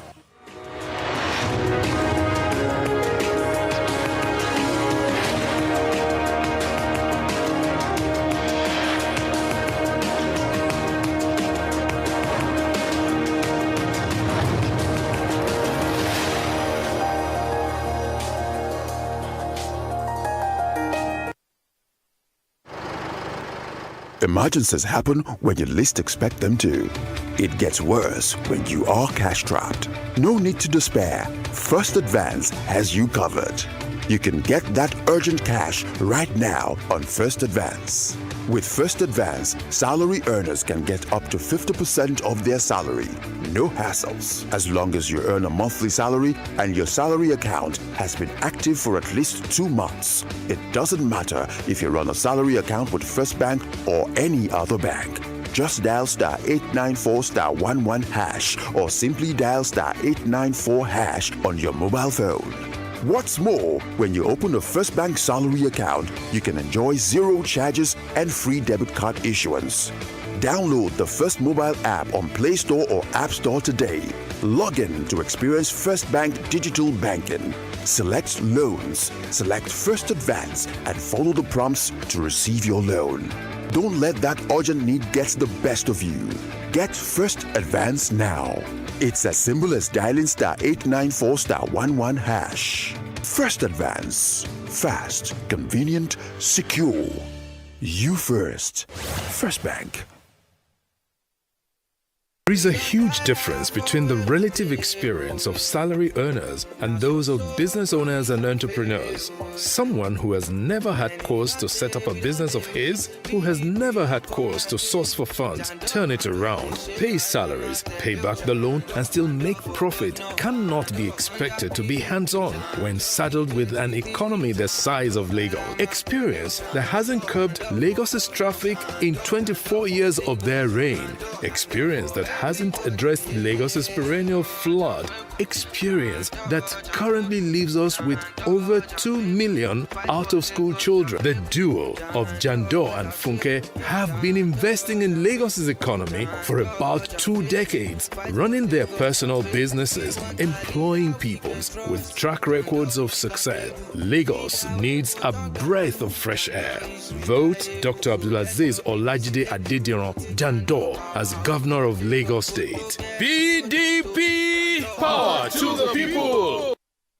When you hear the sound of credit alert, quick and easy transfer, say we want to serve you better. No be play, we go turn your business around. We are Fidelity Bank. We are Fidelity. Sure you be the person we want relax. Save your money, your girl with the serve, we know they tire. Say now your future be our concern. At Fidelity Bank. Fidelity there for you. We are here for you. We are the bank for you. It's true, do it all for you. Come where we go stand by you. Put your trust in us. We are the bank for you. We are the bank. With Fidelity, we keep our word.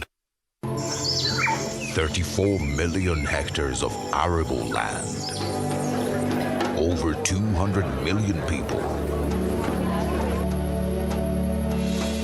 One nation.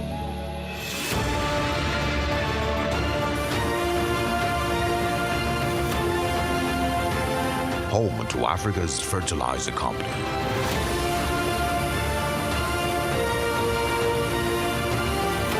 Dangote Fertilizer. Pure urea fertilizer.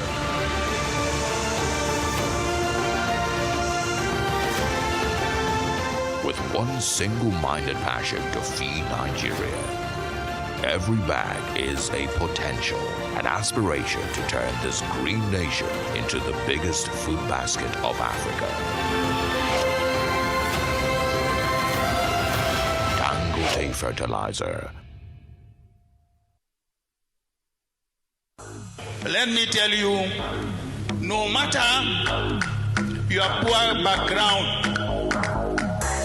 PDP will give you the opportunity to be anything, to be whatever you want to become in your life. Yawa, da so samu ne, Atiku ya samu, wazirin mu da shi da Okowa su ne namu. In fa an samu, wai, da na samu. Idan na samu kai ka samu kowa ya samu. Da so samu ne, ku dangwala wa Atikun dai, saboda ba wani shakka shugaban kasa shine daidai. In fa an samu, dala ta karye. A cire tsoro a gyara tsaro bana dole mu warke. Da so samu ne, a ce a rike tuta na tsawon minti 10 kuma ba wanda zai huta. In fa an samu, in fa an samu, mene? In fa an samu, wani habawa. To ku zaɓi Atiku da shi da Okowa.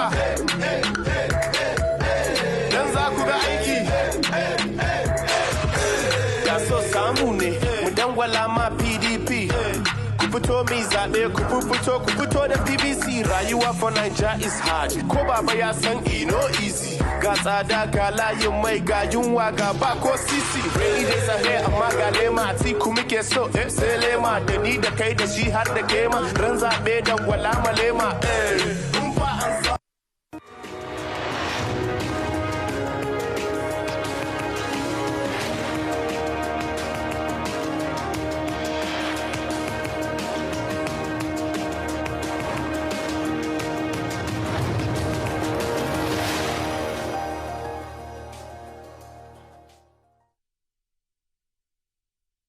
Welcome back to the morning show here on Arise News.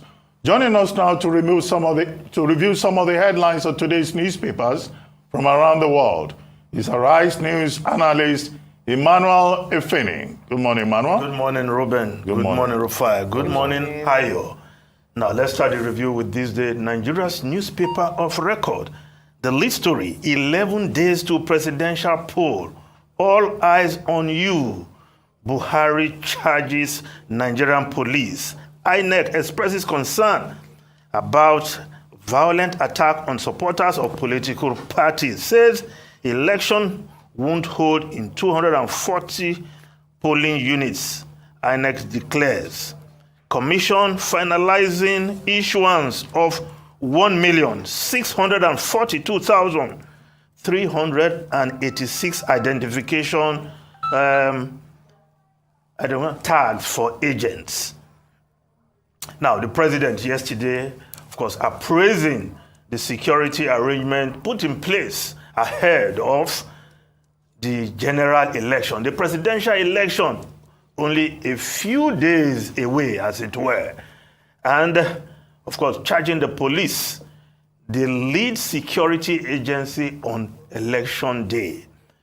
Yes, Nigerians are looking forward to a peaceful atmosphere to go and cast their votes. But what we see in recent times, thugs attacking political party rallies in states where, a state like Rivers, where the PDP has cancelled its presidential rally because they don't want blood to flow. So we imagine what people will be doing on election day. This is why the police must be on high alert. Yes. And of course, other security agencies, including the army, that will be providing security far away from the polling units, because we must not give room for those who want to cause mayhem on election day to have their way.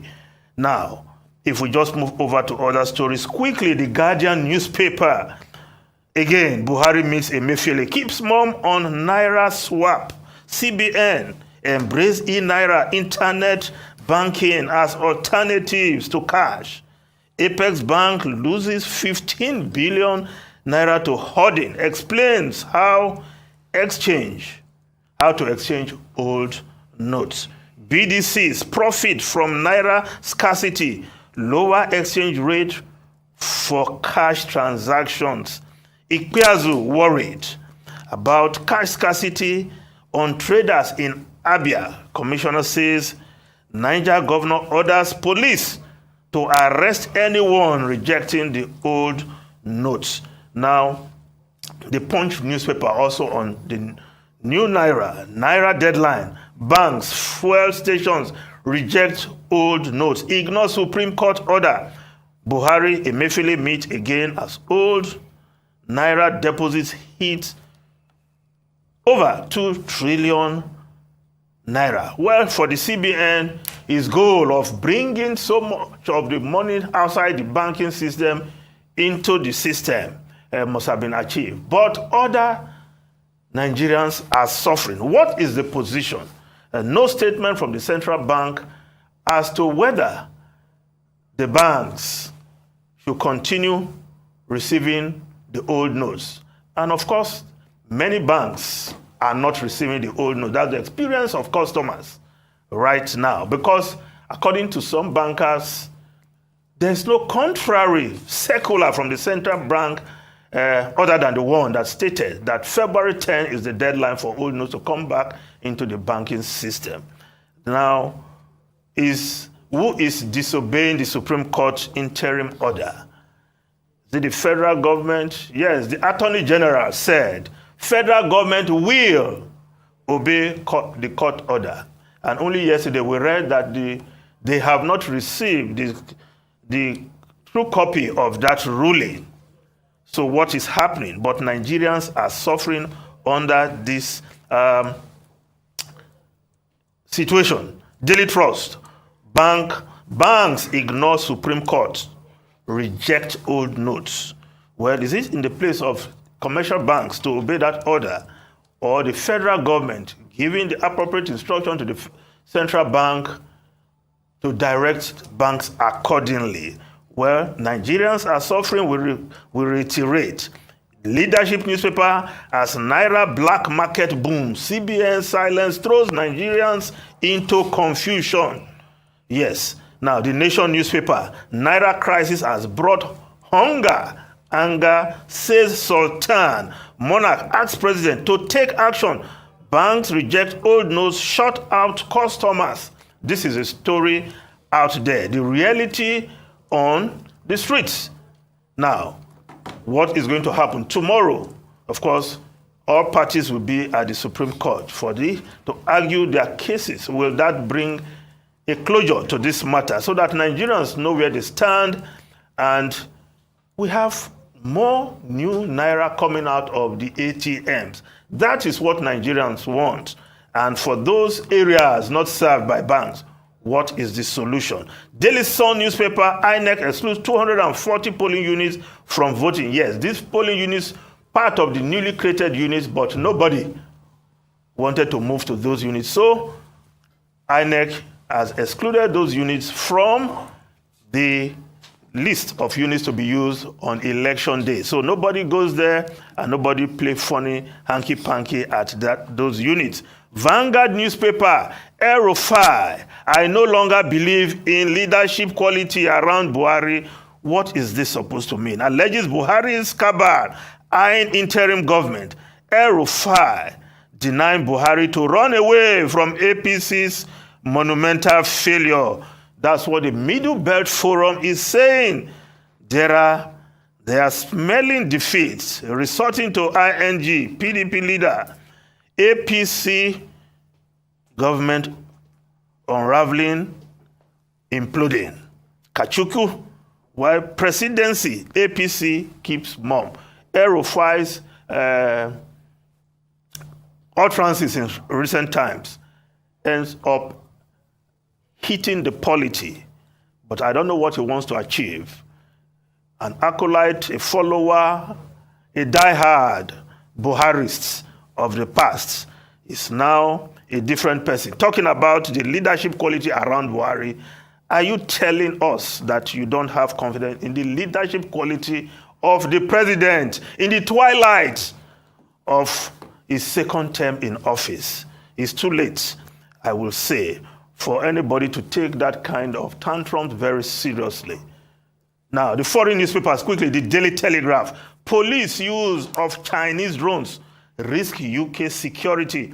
Officers urged to be vigilant with technology as task force ordered to review equipment. Yes, 2/3 of the drones used by UK police forces are Chinese-made and made by one company already delisted by the Americans. But again, the Americans have a way of influencing the Britons when it comes to matter of foreign policy. Recall Huawei, how they influenced Huawei, the British government, to drop Huawei from deploying the 5G. Ruben Rufai and Ayo in red. So it's Valentine's Day. I thought you two would come in red. No, you didn't come in no, red. Elders don't get involved in this. Okay. Seasonal matter. Okay. We have our love. To show love. No. Seasonal. That's the underlying word. I want us to wait into that headline that talks about El-Rufai saying yes, El-Rufai. He doesn't believe in the leadership quality around Buhari. That's the Vanguard newspaper. Vanguard newspaper. Put it up there. I think it's just reflective of what is going on now in the APC. And you see, this was the question I kept on asking. Will the APC be able to campaign with the records of President Muhammadu Buhari? Obviously, no. It's been difficult for them to campaign with that record. And they see things are not going in their favor now as regards many policies that El-Rufai has been part of those that are taking the case to court. Now he's saying he doesn't believe in the leadership around President Muhammadu Buhari. This was the same Buhari that he used to kneel down for our door and worship so much. So you can see how the cookie crumble. Everybody now is leaving Buhari because they know, one, he's lame duck, and he will soon leave. So they're already potting to the next person. And I think one person that knows the experience better on this table is Dr. Abati. When he wrote that piece, that and the phones rang no more. So I'm sure that reality is dawning on President Muhammadu Buhari now, based on the internal politics going on in his political party. But I think what is instructive is whoever is the next leader that is coming in should remember, like the Yorubas will say, that Adier and Okinshonwajegbe, what it means is that a sacrificial chicken that is used to clear the spiritual pathway when people died in medieval times in Yoruba land, called Adierano, is not something only somebody will eat, that there will be a termination date to whatever you do. So be careful what you do, and remember that it is the people you are accountable to in all of this. This is instructive. Say El Rufai, say Baba at loggerheads. Well, very quickly, to comment on your stories about Naira notes being rejected, old notes being rejected by the banks, being rejected by everybody. Okay, Supreme Court gave the order on February 8th.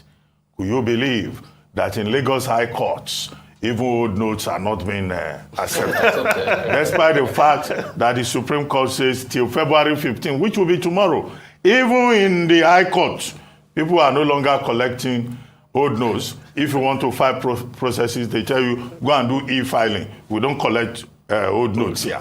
So the old note technically has lost its legitimacy because the people have rejected it, because they've lost trust, they've lost belief, which is what confers legitimacy on any process, whether judicial or electoral. Thank you very much, Emmanuel Efene. We'll take a short break now, and when we return, we'll be talking to Prince Mustapha Mona Audu, spokesperson for the All Progressive Congress Presidential Campaign Council, North Central, and leader, Progressive Youth Movement. Stay with us. We'll be right back.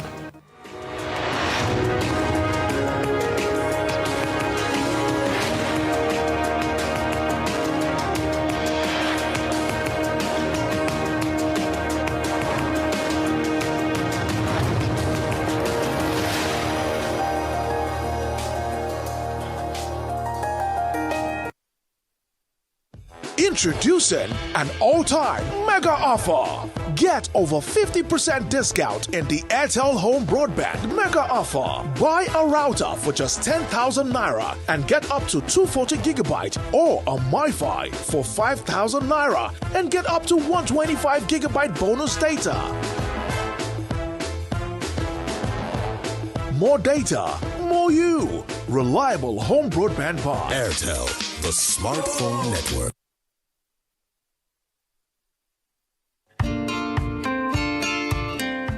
Hello there, welcome to Able to Vote Guide. Able to Vote Guide is a voter education series to increase the participation of registered voters with disability and of course the society at large. My name is J.K. Pele. I am the CEO founder of TAF Africa. Let's get started. In today's episode, we will focus on how a person with albinism like myself can use magnifying glasses to aid your voting in the electoral process. If you're a person with albinism, magnifying glasses will be provided at the polling unit where you are registered. A magnifying glasses, like what I'm holding, is a lens that produces an enlarged image, typically set in a frame with a handle and used to examine small or fine detailed things such as fingerprints and fine prints. You are expected to request for a magnifying glasses the moment you get to the voting cubicle. Use it, cast your vote, and go home. Remember, this can help you to avoid unnecessary exposure to the sun. Also remember that every person with disability participating in this process has a legal right to priority voting. However, in a situation where you have lots of persons with disability in a polling unit, special queues should be maintained to quicken the process and give priority to people with disability to cast their vote with dignity and privacy. This message is coming to you from TAF Africa with funding from the European Union, supported by our media partner. For more information on the activities of TAF Africa, follow us on our social media handle. You'll find our website on your screen now. See you on the next episode of Able to Vote Guide. I remain yours truly, Jake Epele. Bye. A day to remember in the history of our dear country, Nigeria. 9 wise men from the north who are governors came together on June 8th, 2022 to stand for equity and fairness in the interest of our nation, Nigeria. They buried personal interest for the unity of our country. They supported the call that power must shift to the south in 2023. They chose a Nigeria agenda. We salute our brothers and sisters in the northern part of this country who, in spite of their vote advantage, continue to propagate the unity of Nigeria by promoting rotational presidency between the north and southern part of the country. Let voters in the north follow the move by these leaders. Vote for power shift to the south. It's the turn of the south to produce the president in 2023. Let's vote Bola Tinubu for president for a renewed hope of better Nigeria. Vote Kashim Shettima as vice president. Vote APC. Long live the Federal Republic of Nigeria. As you adjust to the new realities for operating your business and engaging with your customers, let us help you transform your business into a digital powerhouse capable of adapting and taking advantage of today's opportunities.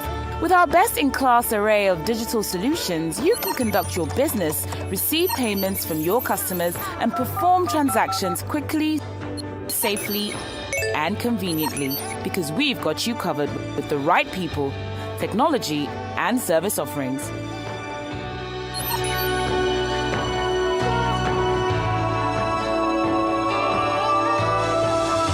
Contact us today and let us take your business to its zenith. Zenith Bank, in your best interest.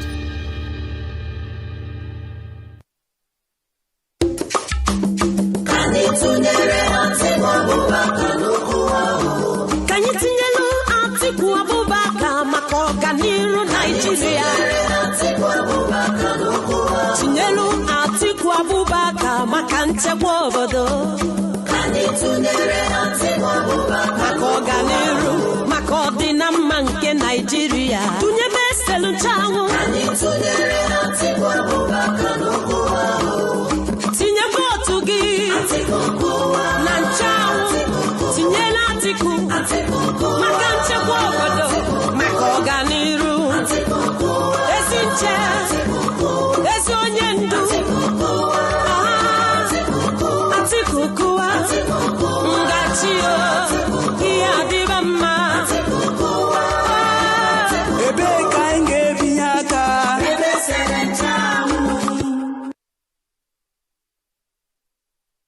Every day, life presents hopes, dreams, and challenges. Challenges that can become successes with a little help. Because a little help can empower you to go from despair to celebration. A little help can keep you going until the race is won.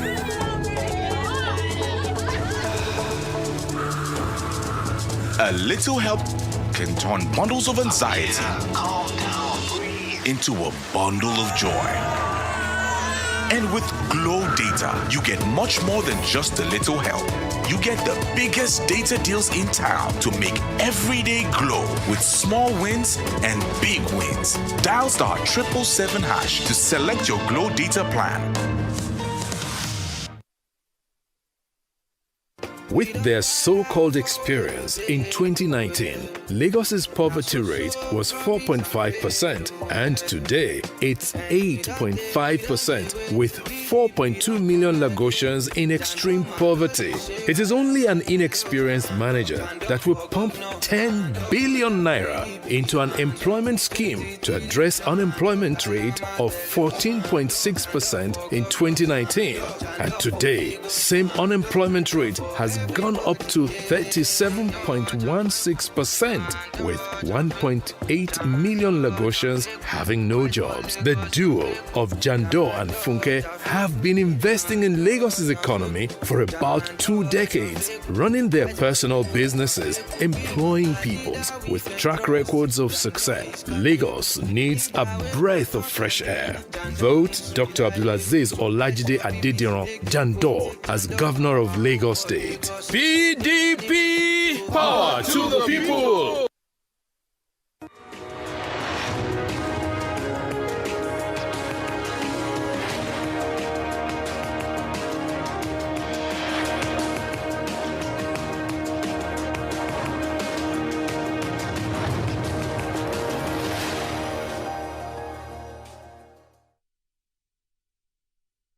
Welcome back to the morning show here on Arise News.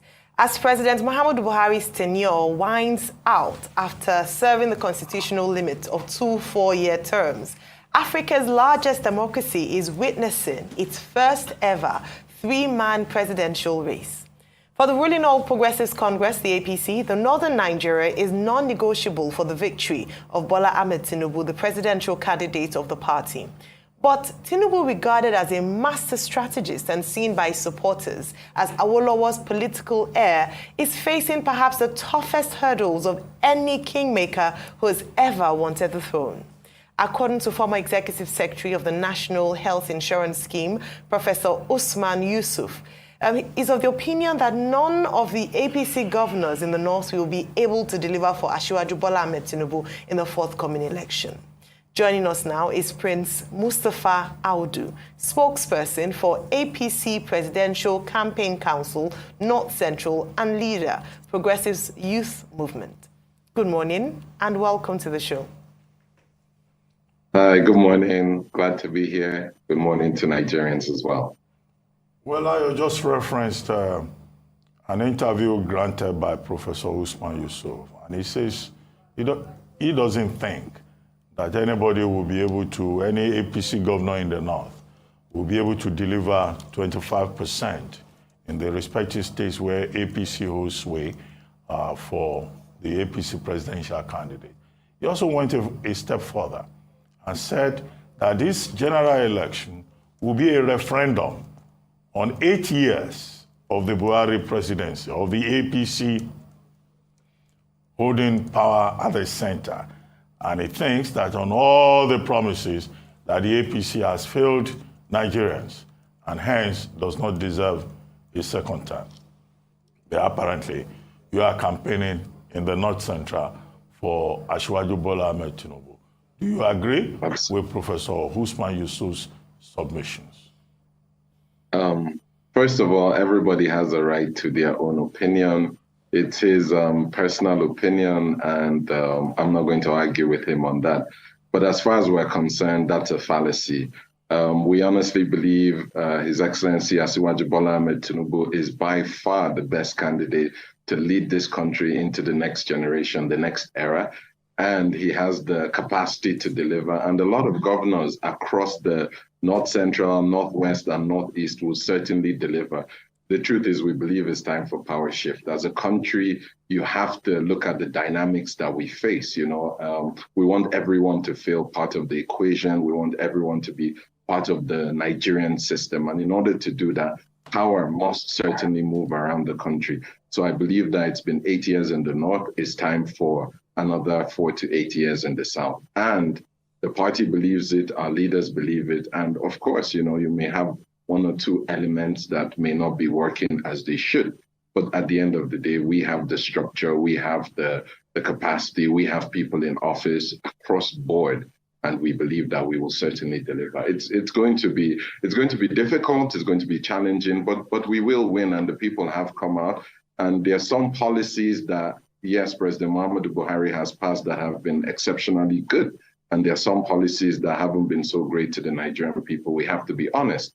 So we're here to build on those that are good, and the ones that are not so great, we'll improve on them. That's it. But we do believe that these two have the capacity to lead the country. It's time for intellects to lead us. It's time for people who have a track record of delivery, who have a track record of transformation. That's what Nigeria needs. We need to transform ourselves from this point that we're in to where we need to be. And economically, that's the critical thing, especially. And they have the capacity. You can see what they've done in Lagos and Borno. So if you see the transition in both states and what they've done, their track record is clearly far better than any of the other candidates of the other parties. That's where we stand.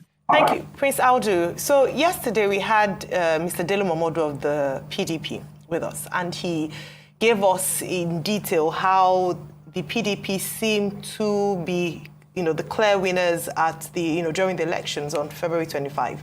Indeed, he talked about the fact that it was clear that Atiku was going to take on the northern states. And you're speaking as, the spokesperson for the APC-PCC in the northern parts of Nigeria. It'll be interesting to hear your take on his claim or stance that they're confident that Waziri Atiku is going to clean the north in terms of votes.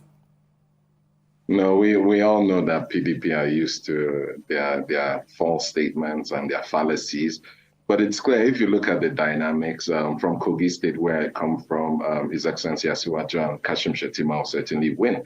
Kwara, Niger, more north central states. If you look at the northwest, northeast, Kebbi, Kano, Taraba, Yobe, those states will clearly win there.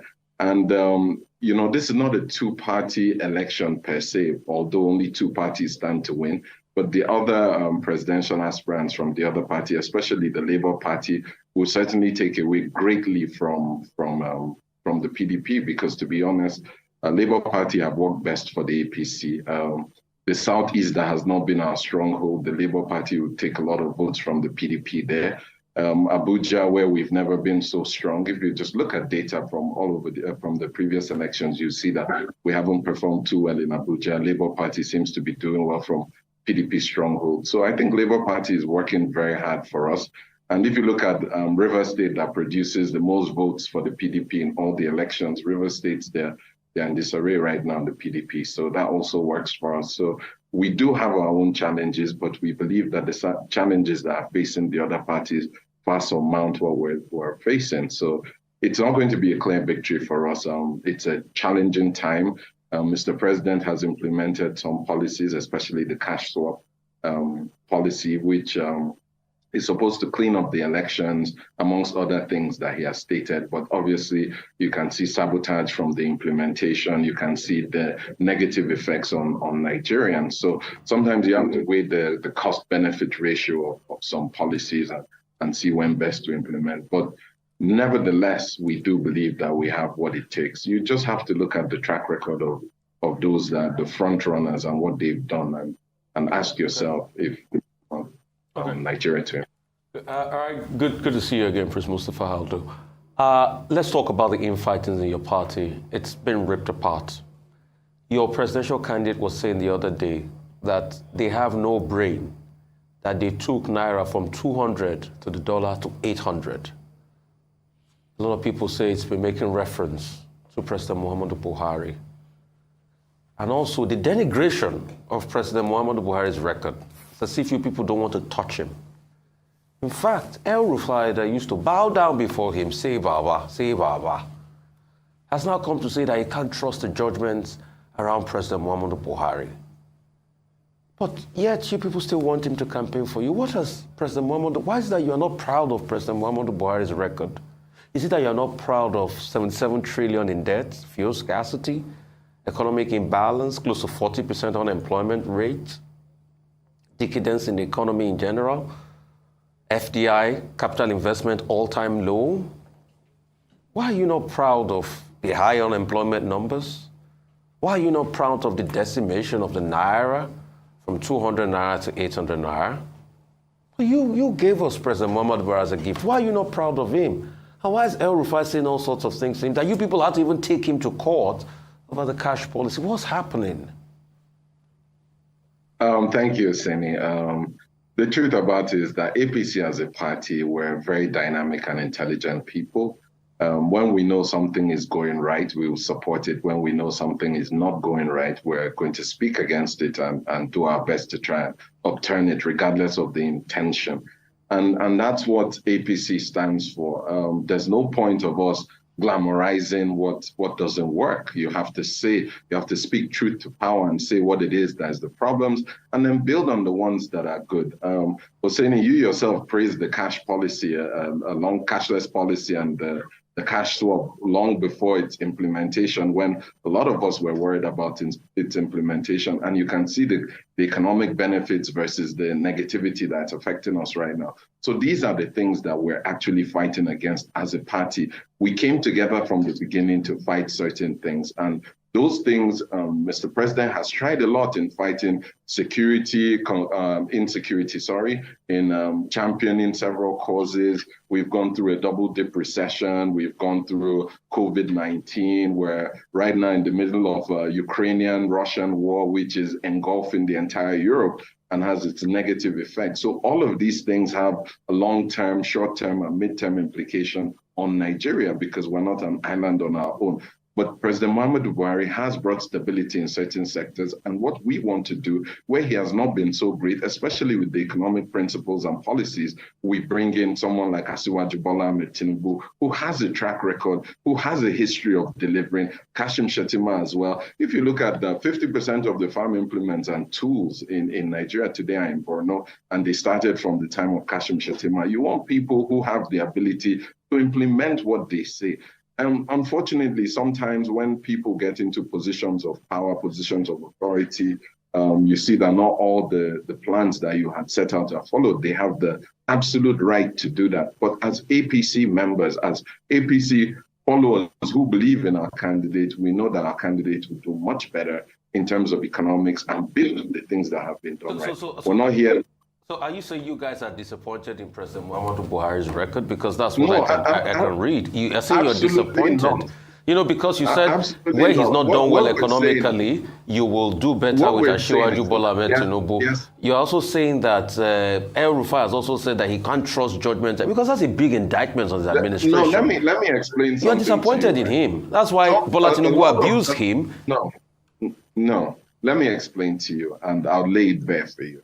Now, for example, I'll take the cash policy, which is causing a cash crunch in Nigeria right now, which is affecting the farmers, which is affecting the people in the hinterlands. So you can see that the thought process behind it was to clean up the election. President Muhammadu Buhari wants to leave a legacy of clean election. But there is a cost-benefit ratio to everything you implement. So when people were saying that implementing this at this particular time, where this is the time that Nigerians spend the most on logistics, move around during elections.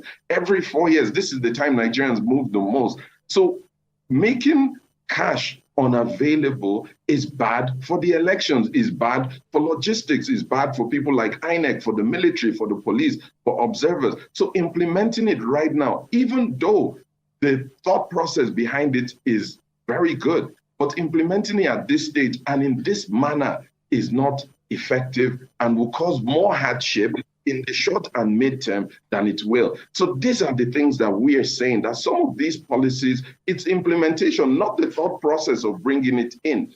But they are saboteurs. They are people who are in the system who, for example, we've seen a lot of arrests of bank managers hoarding cash. These are people who know that whatever they do would affect the ruling party negatively. So they try in their own little aspect to affect us negatively. And the truth about the situation is that President Muhammadu Buhari has continued a lot of projects, has invested in a time where there has been a lot of difficulty. But because of this, we can build on those policies. Because of this, you yourself have supported this cashless policy, which is very good in the long term, but its implementation in the short and mid-term is very questionable. In the short term, do you see absolutely the scarcity of new Naira notes, which you just identified as an issue, and also the memory of fuel scarcity, even if the queues are easing off now? Do you see it affecting the fortunes of the All Progressives Congress in these general elections? Or you think Nigerians will just say, well, it's good to suffer, will bear the pain. No, let us I don't reward think... the people who inflicted the pain with another opportunity. No, I think Nigerians are getting the clear understanding that a lot of these policies have not been the policies of Asiwaju Bola Ahmed Tinubu. People are ready to vote for the candidates rather than the political party. It's a bonus that we're the ruling party. It's a big bonus that we're the party in power. But at the end of the day, if you analyze our candidate, if you look at his track record, if you look at both of their track records of development, economic prosperity, moving their states forward in times of adversity, you see that they've done brilliantly well. And majority of the candidates running for office reside in Lagos State, which was and has been under a 25-year plan. So the 25-year plan that Asiwaju set in 1999 expires next year. So that is what Nigerians want. Nigerians want people that can implement a policy for 10, 20, 30 years, not a 4-year plan or an 8-year plan. Then another government comes. So that is what we're building on. Yes, there have been mistakes, but we have done very well. And Prince, I do believe Nigerians do this. Prince. And because of other people that have been involved in the electoral process, making it like a 4-horse race, this will work very well. Prince, you know what you have just done? You just disowned the Buhari administration and the APC administration of the last 8 years. When you say Absolutely. Those policies are not Asiwaju's policies. The same Asiwaju Tinubu, who boasted openly that he brought Buhari to power, at the moment he had given up and he had lost hope. He was the one that wiped his tears and said, let's go and do it. And now, when they started the campaign, the APC spokesperson told us that Asiwaju Tinubu is going to campaign on 2 planks. The record of President Buhari in office and his own achievements as governor in Lagos State. You just told us now that we should forget whatever the APC may have done in 8 years and vote for Tinubu. That's not what I said. I said that's the interpretation.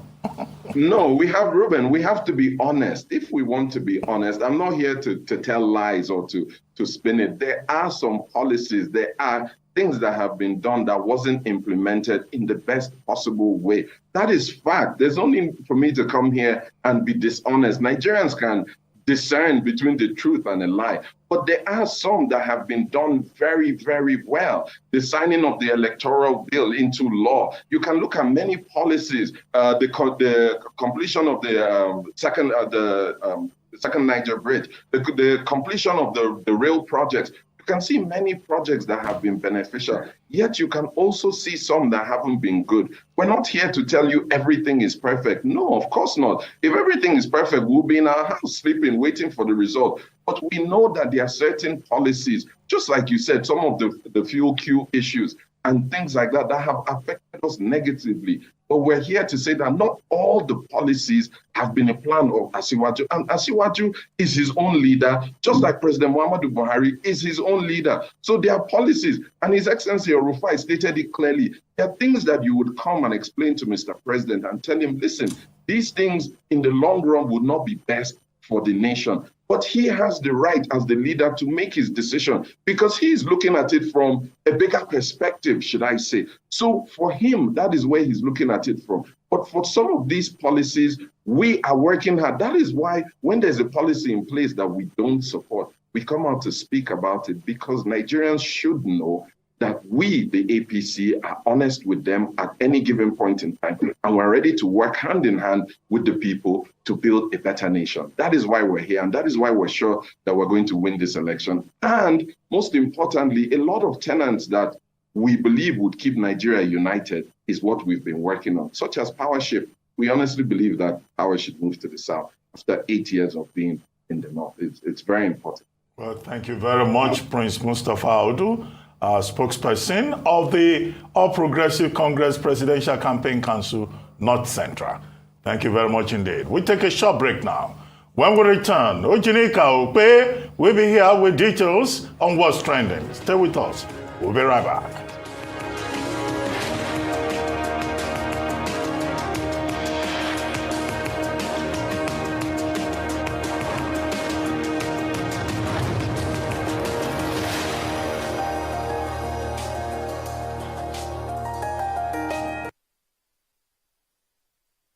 Imagine your wallet can be everything.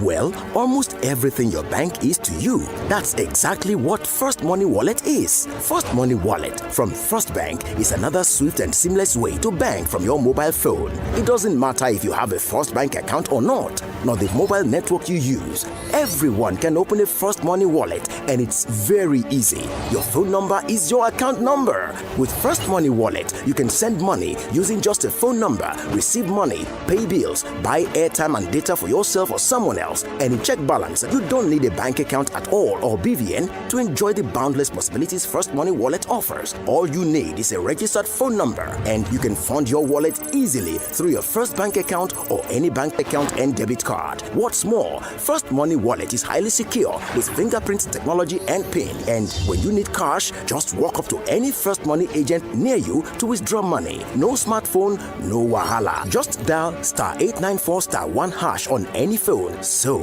it doesn't matter if you live in the city or the remotest part of the country. With First Money Wallet, your transactions are easy, seamless, and secure. Download the First Money Wallet app now. Input your phone number and follow the prompts, or simply dial *894*1#. All money now on First Money. You first.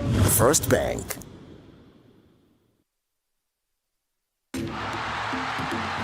As a player, there's nothing better than the roar of your crowd. But in Nigeria, there's a roar that may not be heard again.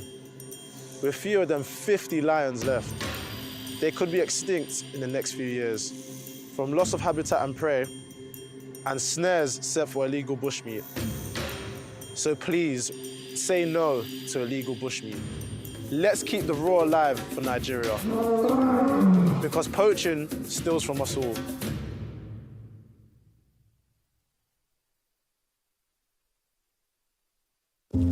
It's never just your dream, but also of those close to you. It's never just your hustle, but also of those who believe in you. It's never just your disappointment, but also of those who share your hopes. It's never just your ambition, but also of those who have faith in you. Which is why it's never your success alone, but also of those who stood by you.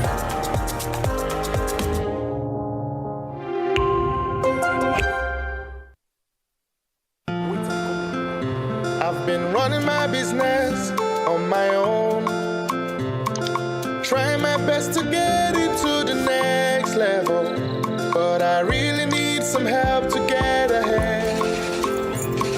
I know just what to do, I'll vault it for my loans, overdraft, step by step to my dream business with Vault. Vault is the answer. Salary earners, entrepreneurs, get your loans with no collateral. Hey. Vault is the answer. Quick sign up. Vault is zero paperwork. Vault step by step to your dream business with Vault. By Polaris Bank. Vault is available to individuals, SMEs, and corporate customers. Download Vault by Polaris Bank from the Google Play Store or Apple App Store to get started today. Vault is the answer. Esther, you're late again. Esther? She's a wandering light in the darkness. She's beautiful. Oh, she's a superstar. Morning, Esther. She never let her mama down. She's beautiful. She know the fear. She know they ever got a hand for them. No phones at the table, please. Oh. Esther? Oh. I love you too.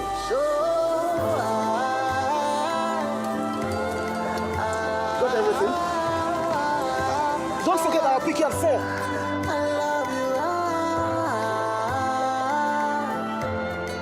Airtel, the smartphone network. Haruna, Bisi, Akman, Unduka, how will I want to do on election day? On election day, I go take my PVC. When I reach where I dey vote, I broom I go put my hand for Tinubu. On election day, I go take my PVC. When I reach where they vote to, the broom I go put my hand over Tinubu. People of Nigeria, make we all come out on election day and vote Asiwaju Bola Tinubu as president. Make Nigeria for better. Make you put your hand for APC, the party where show broom. Not forget now broom you go put your hand in. Bam! On election day, I go take my PVC. When I reach where they vote to, the broom I go put my hand over Tinubu.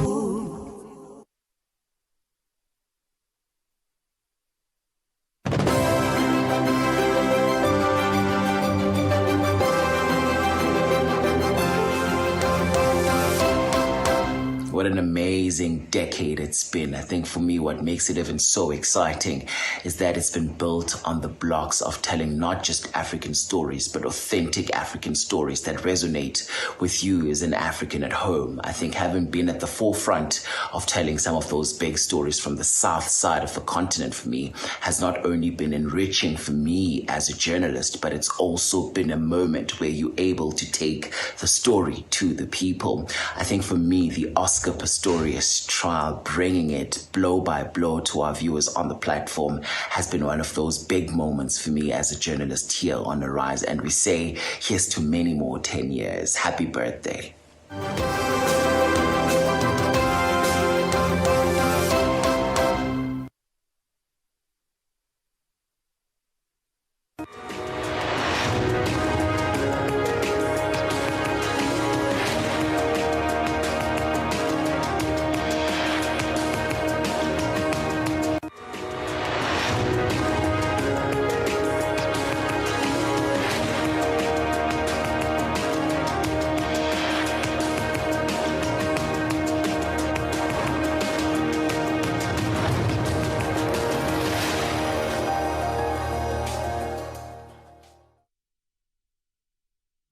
Welcome back to the morning show here on Arise News.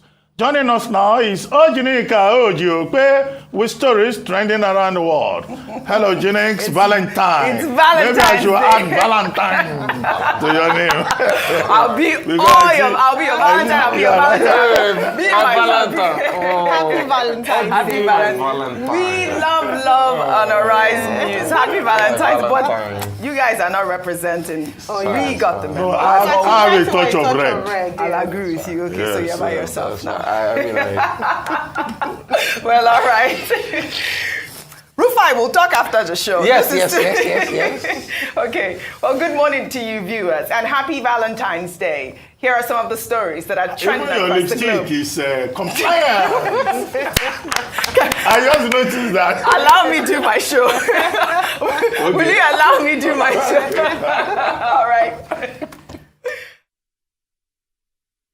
Happy Valentine's Day, viewers.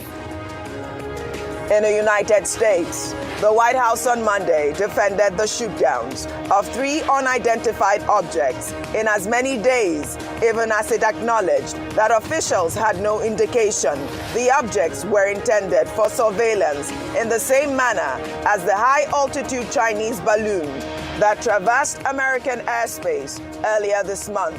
The 3 objects, including one shot down on Sunday over Lake Huron, were traveling at such low altitude as to pose a risk to civilian air traffic.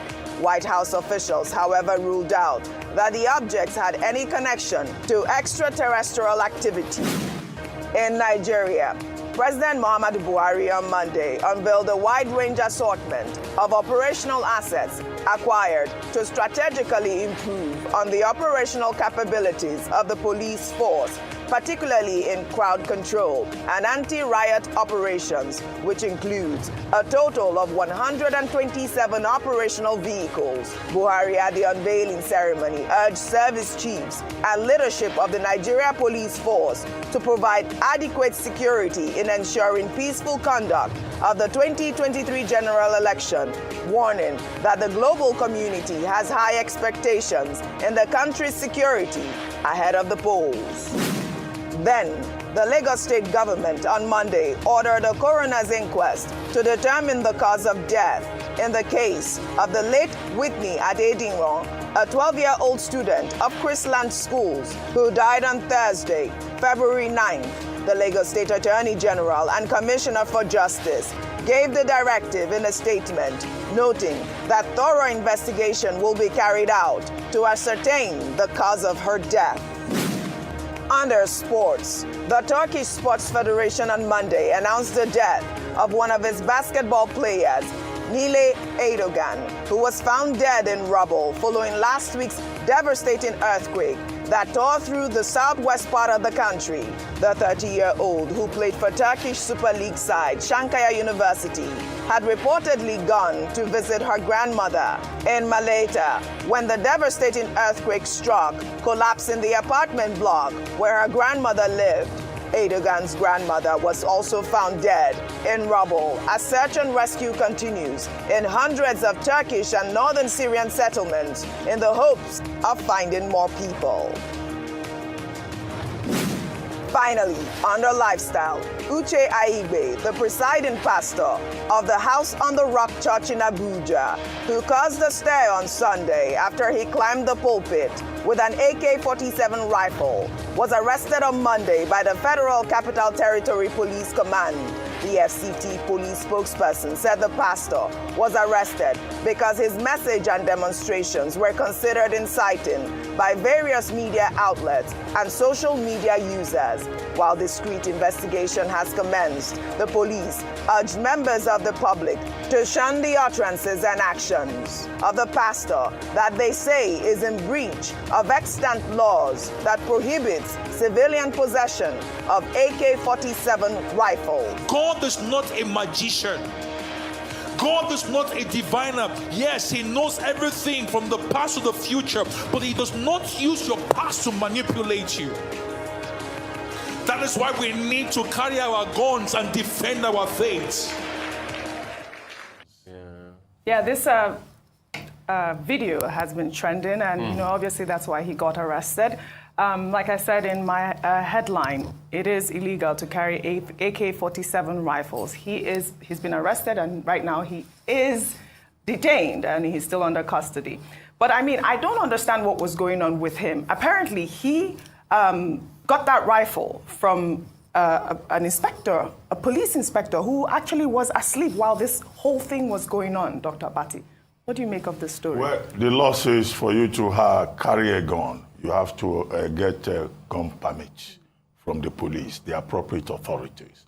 But the Nigerian government are taking a decision at a time under the gun laws of the country, Firearms Act, which is called, that you cannot carry automatic rifles, you cannot carry combat rifles.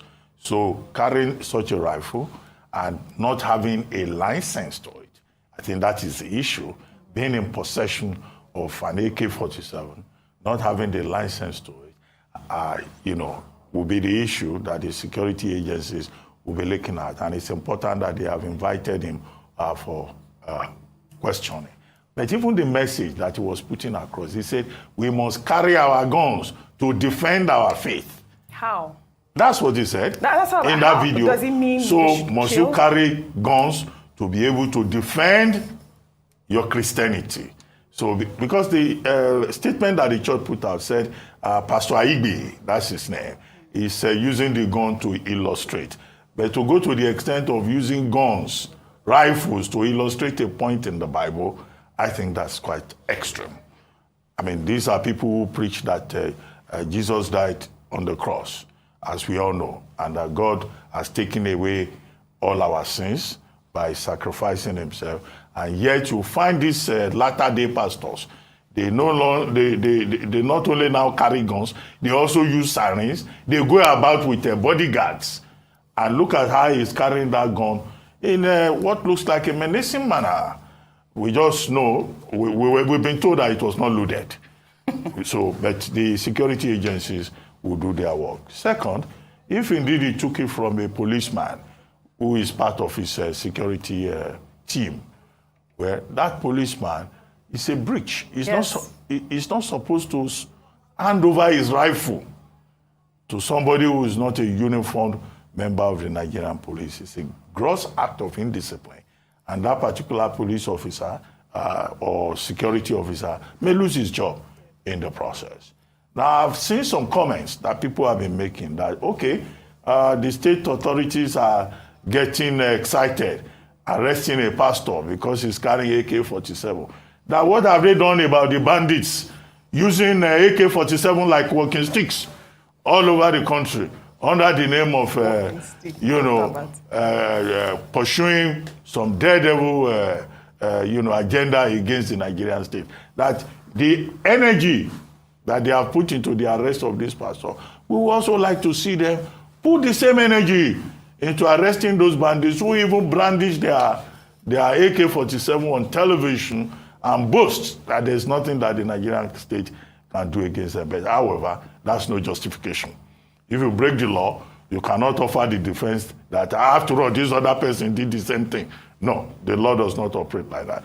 It's the man that is caught that has committed an offense. But the pastor has apologized, but I don't think the law looks at apology. Absolutely. If you commit an offense, you must be ready to face the music. And I hope other pastors will take their lesson from this.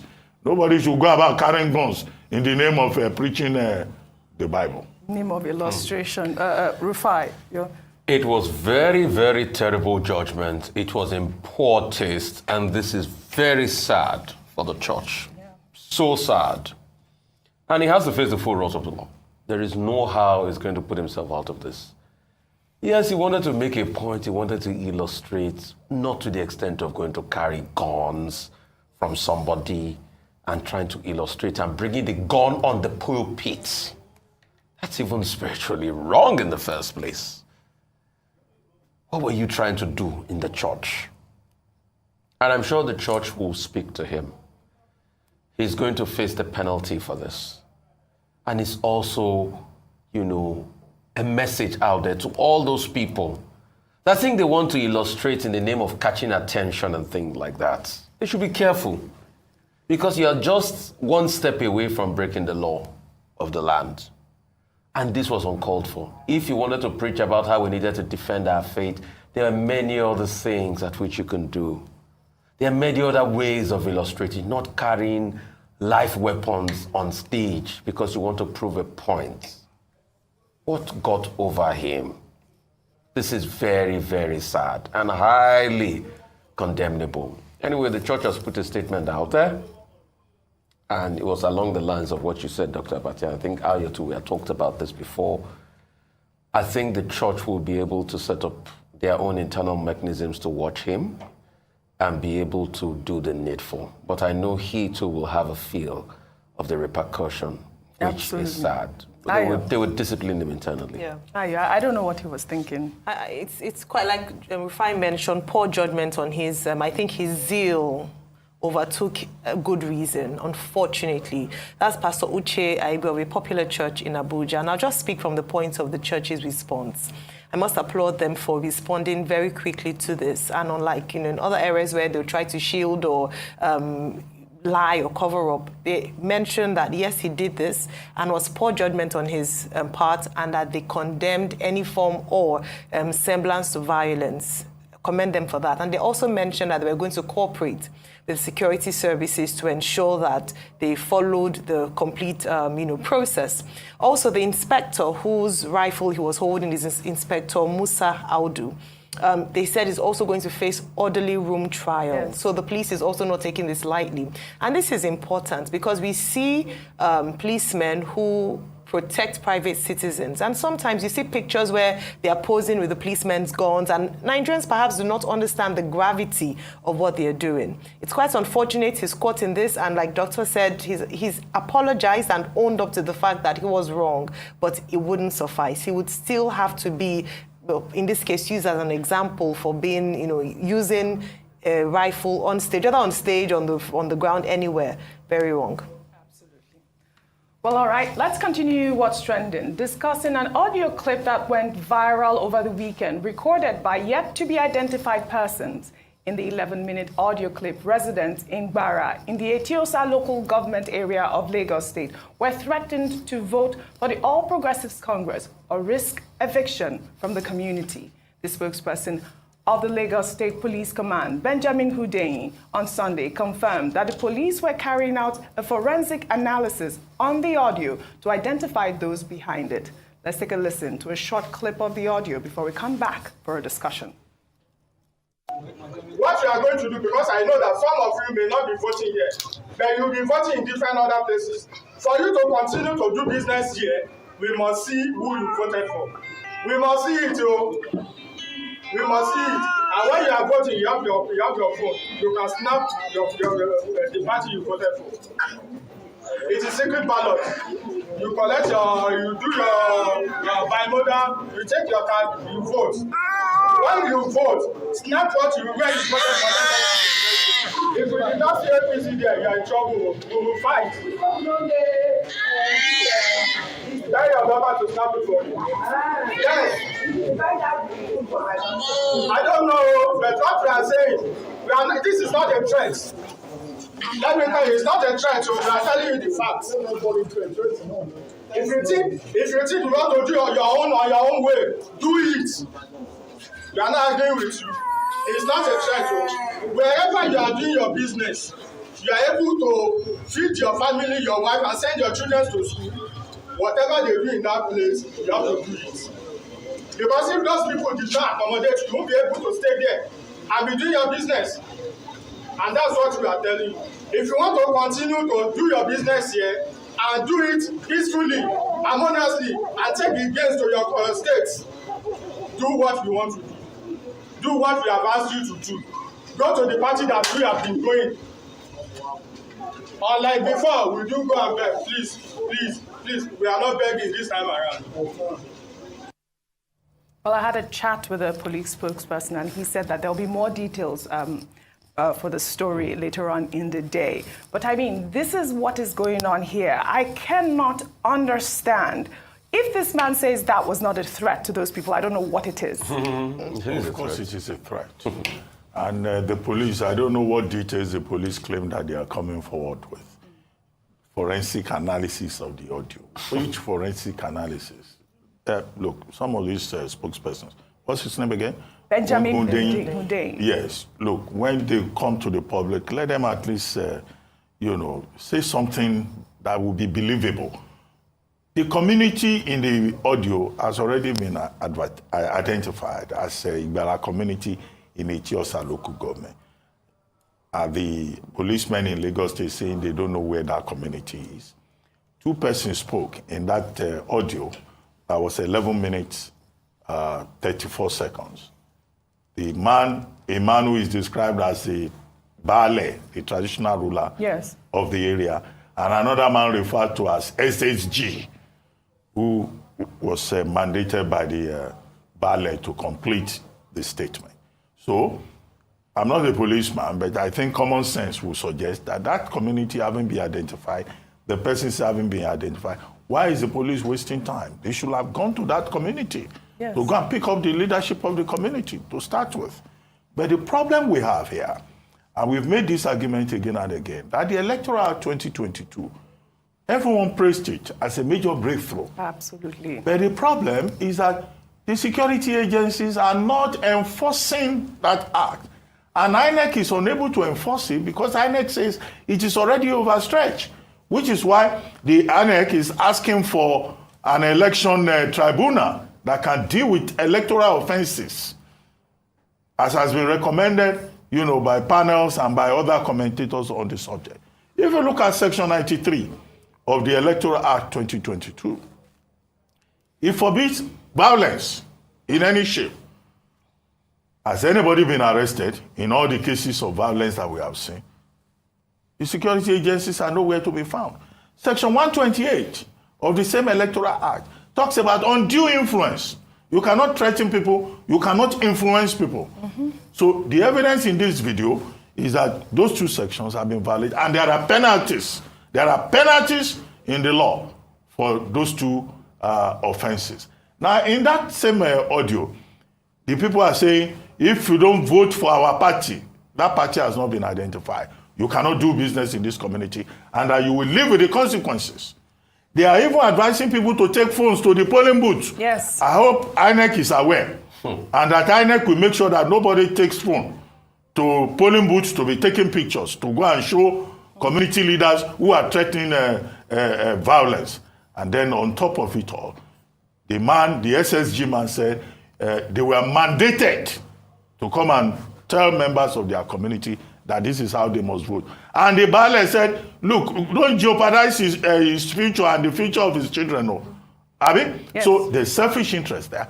The question for the police is, who mandated them to go and threaten people to vote in a particular manner? The real danger here, the real fear, is that this may not be the only community where this is happening. Absolutely. It may be happening everywhere. Only God knows the number of traditional rulers who have threatened, in some cases, to take people's wives, forcibly, if they don't vote for the party of their own choice.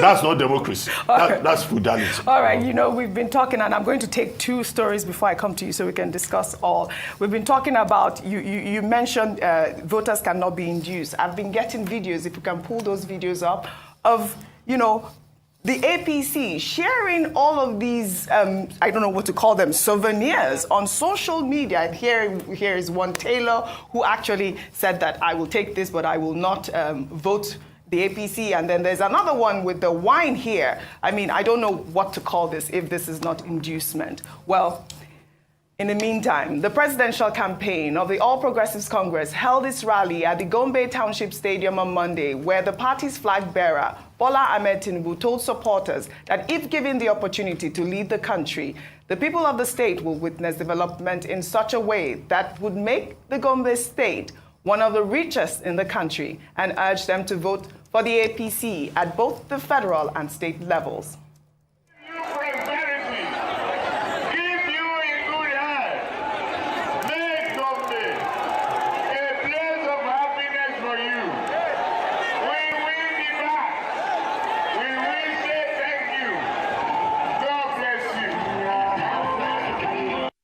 Well, over the weekend, the APC flag bearer was welcomed by a massive crowd in Kebbi State, where they held their rally to canvass for votes. Tinubu promised to industrialize the state through agriculture if elected president, and went further to urge his supporters to vote for him on January 25th, which unfortunately was either 3 weeks ago or next year. Let's take a look. What our opponent do? You take your PVC on the 25th of January. Just go to the vote with your PVC on top, President APC. Bam. Rufai, bam! All right. Do you think it's next year or the 3 weeks ago that he meant? Quickly. See, I'm nursing the ambition to say this might be doctored. Yeah, okay. I'm nursing that ambition. But okay. you see... Or swag. It might be a swag, okay, nice. We don't know, bem, yeah. Or it might be, a way of humor, just to be able to... But I want to say something about what is happening in the Igbara community. There are many communities where people are being forced to vote for certain political parties, are being threatened against their will, but the authority should do more. Labour Party supporters were attacked in the rally. Have we heard a lot of arrests? Nothing. There were copious notes of police officers standing in front, looking at people being attacked, and they did nothing about this. Mm-hmm. If we want to build this country, have good elections, the police must stand tall and not be seen as partisans. Very quickly, Ayo, 1 second. Just 1 second. I think INEC also has a responsibility in terms of vote buying and inducement. Maybe they need to clearly define what is that. We've seen bags of rice, we've seen party logos clearly pasted on it, and nothing is being done. INEC has to sit up. All right, then. Well, thank you all for your great analysis, as always, on What's Trending. That's all I have for you on What's Trending today. I'll see you all tomorrow. And that's all on today's edition of The Morning Show. Rotus Odiri will be here next to take you through Global Business Report. Stay with us. It's still the Arise News Channel.